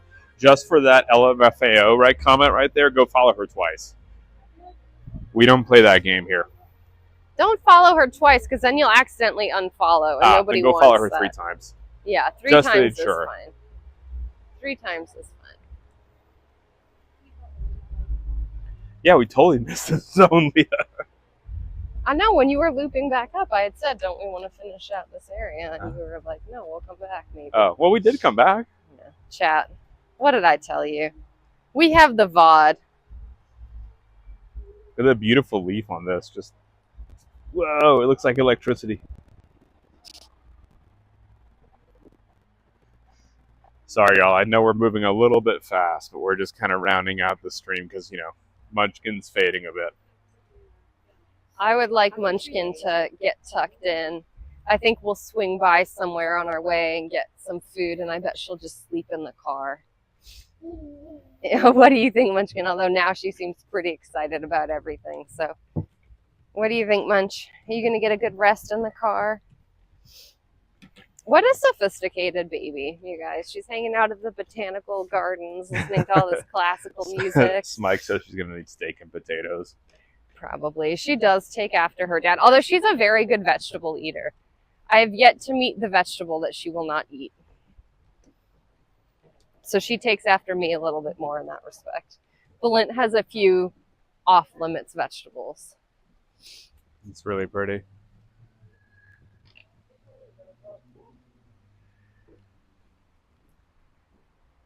There are some amazing water features here, you guys. I think you can see this, but I promise you, however impressive it is on stream, it is better in person. I don't remember these being here when I was here last, but again, it was quite some freaking time ago. I think last time you and I came was 2012. There you go.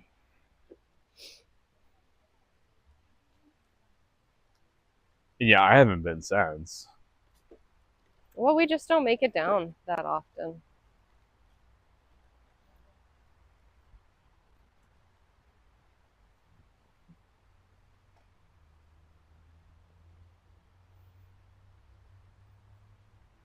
also lead on the website. It said that it's suggested that about 2 hours should get you done with the No. park. About 2 hours. 2 hours. No, What are people doing 2 hours? I mean, I feel like we've been They're streaming jogging. 3-4, and that's still We like could moving. I feel like we've abbreviated also. I Oh, think yeah. you could easily spend like a leisurely 6 hours here. Oh yeah.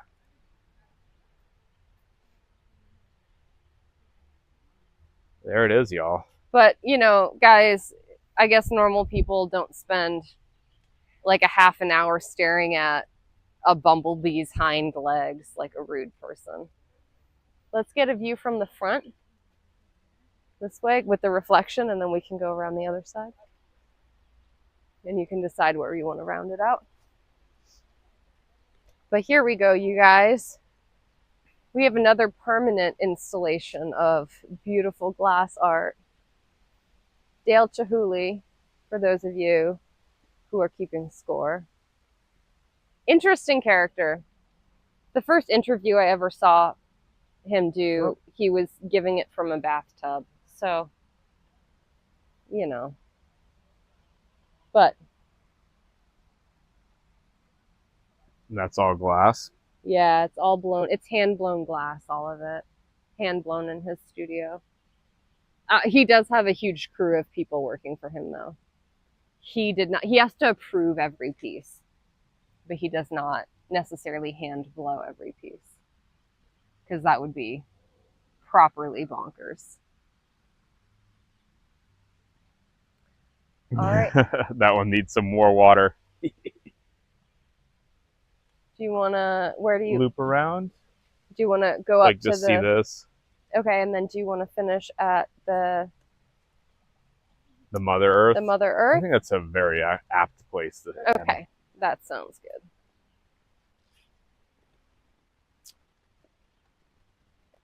good. Doesn't even look real, y'all.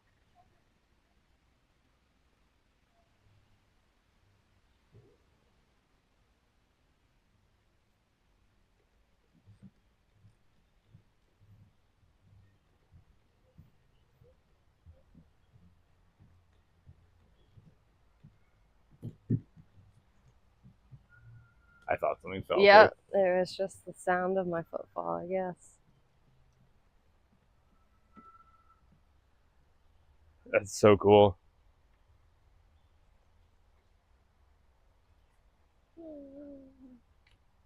It looks like there's some lights in it too.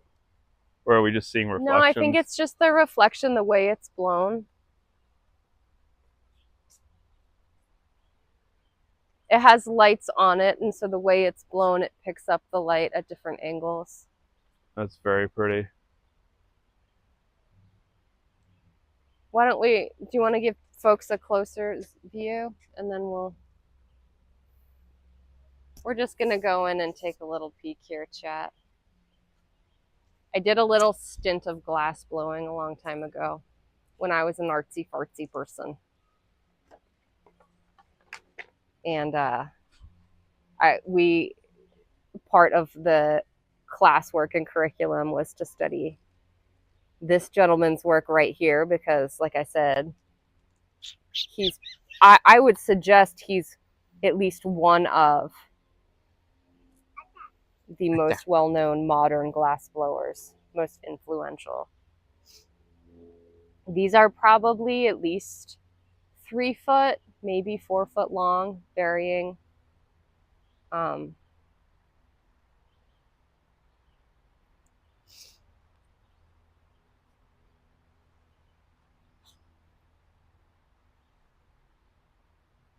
Anyway, and you can see also by zooming in, you can see how they do the color. You can see the clear was blown, the colors on the inside. There's different ways to do color. You can roll it on the outside as you're blowing. You can do, anyway, I'm not going to bore you guys with the details of glass blowing. Nobody needs to hear it, but by zooming in, you can see that you can start to get a sense for how these were made, which is really cool. It would be so difficult to clean that, I know. I don't even want to think of how they do that. All right, we'll zoom out here and we can get going because poor Munchkin needs some dinner and she needs to go down for a rest. And I'll give you back to Blint, you guys. All right. What do you think, Munchkin? Abba, baba. Munchkin says abba, baba, chat. We also saw, for those coming in earlier today, some statues of sitting frogs. They're just hanging out on some of the benches. Those have been here for a long time. I remember those from even when my dad and I came here. So we just want to trace back. Yeah, I'll follow you. Is it that way? This is where we came from, I think. This is a different way. I think that says it takes us to the visitor center, Okay, which so is probably not this one then. where we want to go. I think it's this way then, Lita. Yes, I believe Yeah, that you are Munchie. correct.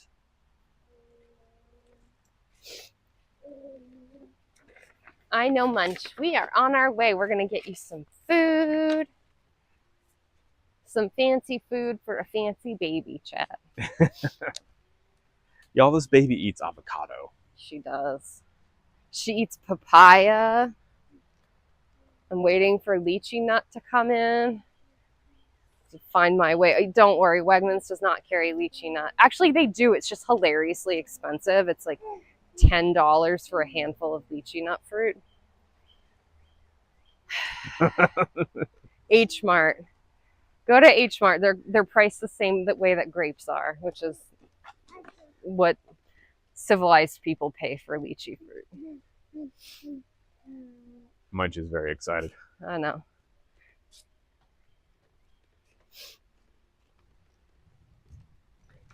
Yeah, Munchkin is very fancy, you guys. She eats fancy stuff.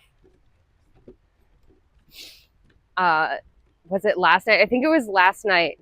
We were at dinner talking about the different food Munchkin eats, and Adam asked me if she eats mushrooms because he thinks mushrooms are very funny, and he only very recently started being agreeable to them.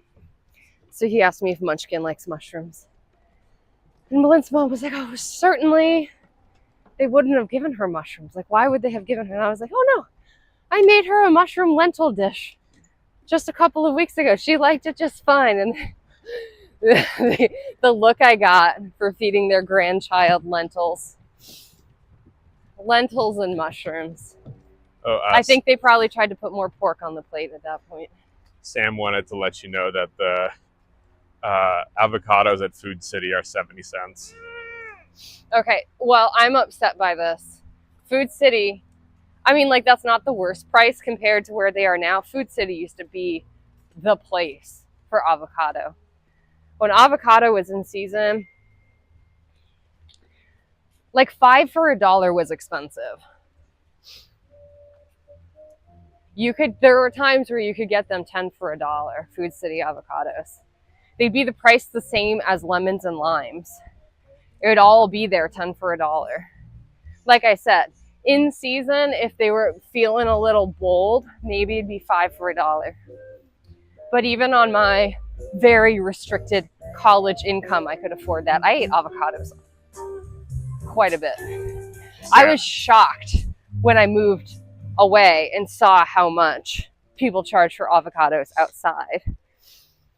outside of that area. And it was only Food City or people selling on like the side of the road, like little stands. If you went to a bigger chain grocery store, forget about it. You were going to pay what everybody else pays.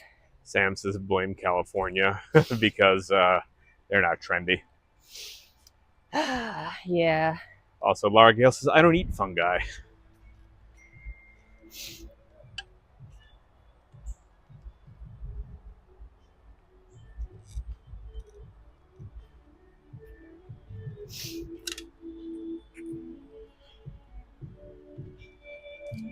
Okay, the Cascades Garden, I think is where we want to go, unless I got turned around. This feels vaguely familiar. Yeah, we're in the right place. Okay.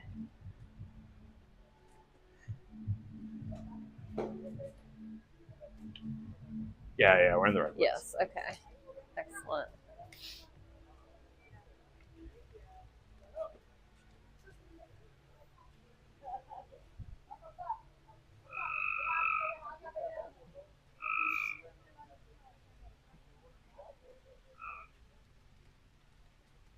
Look at that. The dual phone system also worked out beautifully, switching phones midstream. I was honestly thinking worst case scenario, that's what we could use it for at the beach if things are overheating. I'm like, well, you have 2 phones now.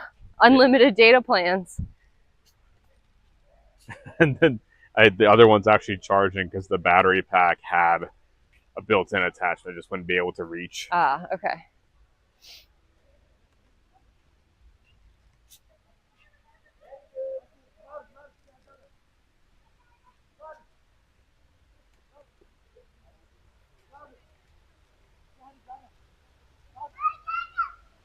All right, y'all.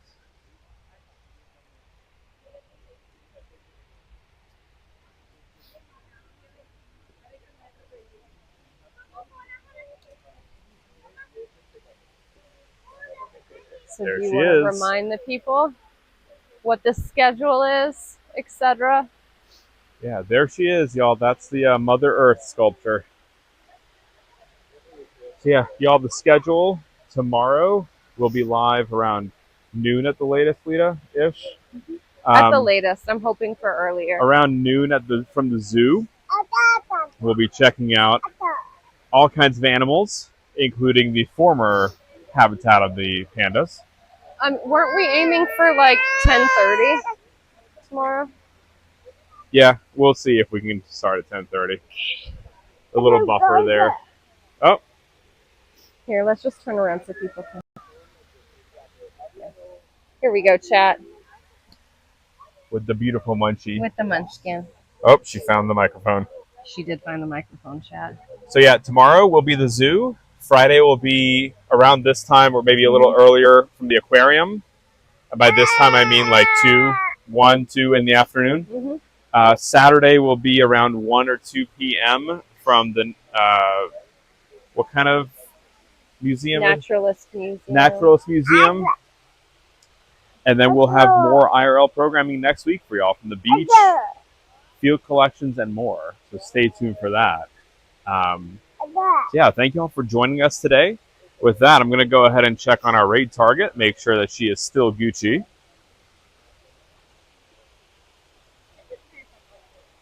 Munchie, say hi. And she is. Yeah. I say, Lita, we go over to someone who's also doing their very own IRL adventure. Let's do it. But from San Diego, of all places. Let's do it. Guys, we are going to raid over to the lovely, the breathtaking, the all-powerful Miss Thug Shells. I know, my. Let's go ahead and get that going, y'all. And we will, again, see y'all tomorrow. Let's see. Do we got the raid calls? Did I not do the raid? Hold on. Mm-hmm.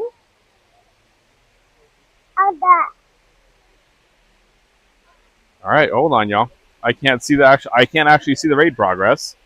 Allegedly, we have a raid in progress. So we will see y'all again very soon. We'll see y'all tomorrow for our zoo adventure. Friday will be aquarium adventure. Naturalist Museum on Saturday, and more next week. That's right. All right, thanks all for sticking with us. Again, guys, have a great evening, a great time zone, wherever you may be.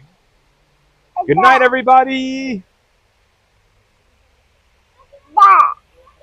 Okay.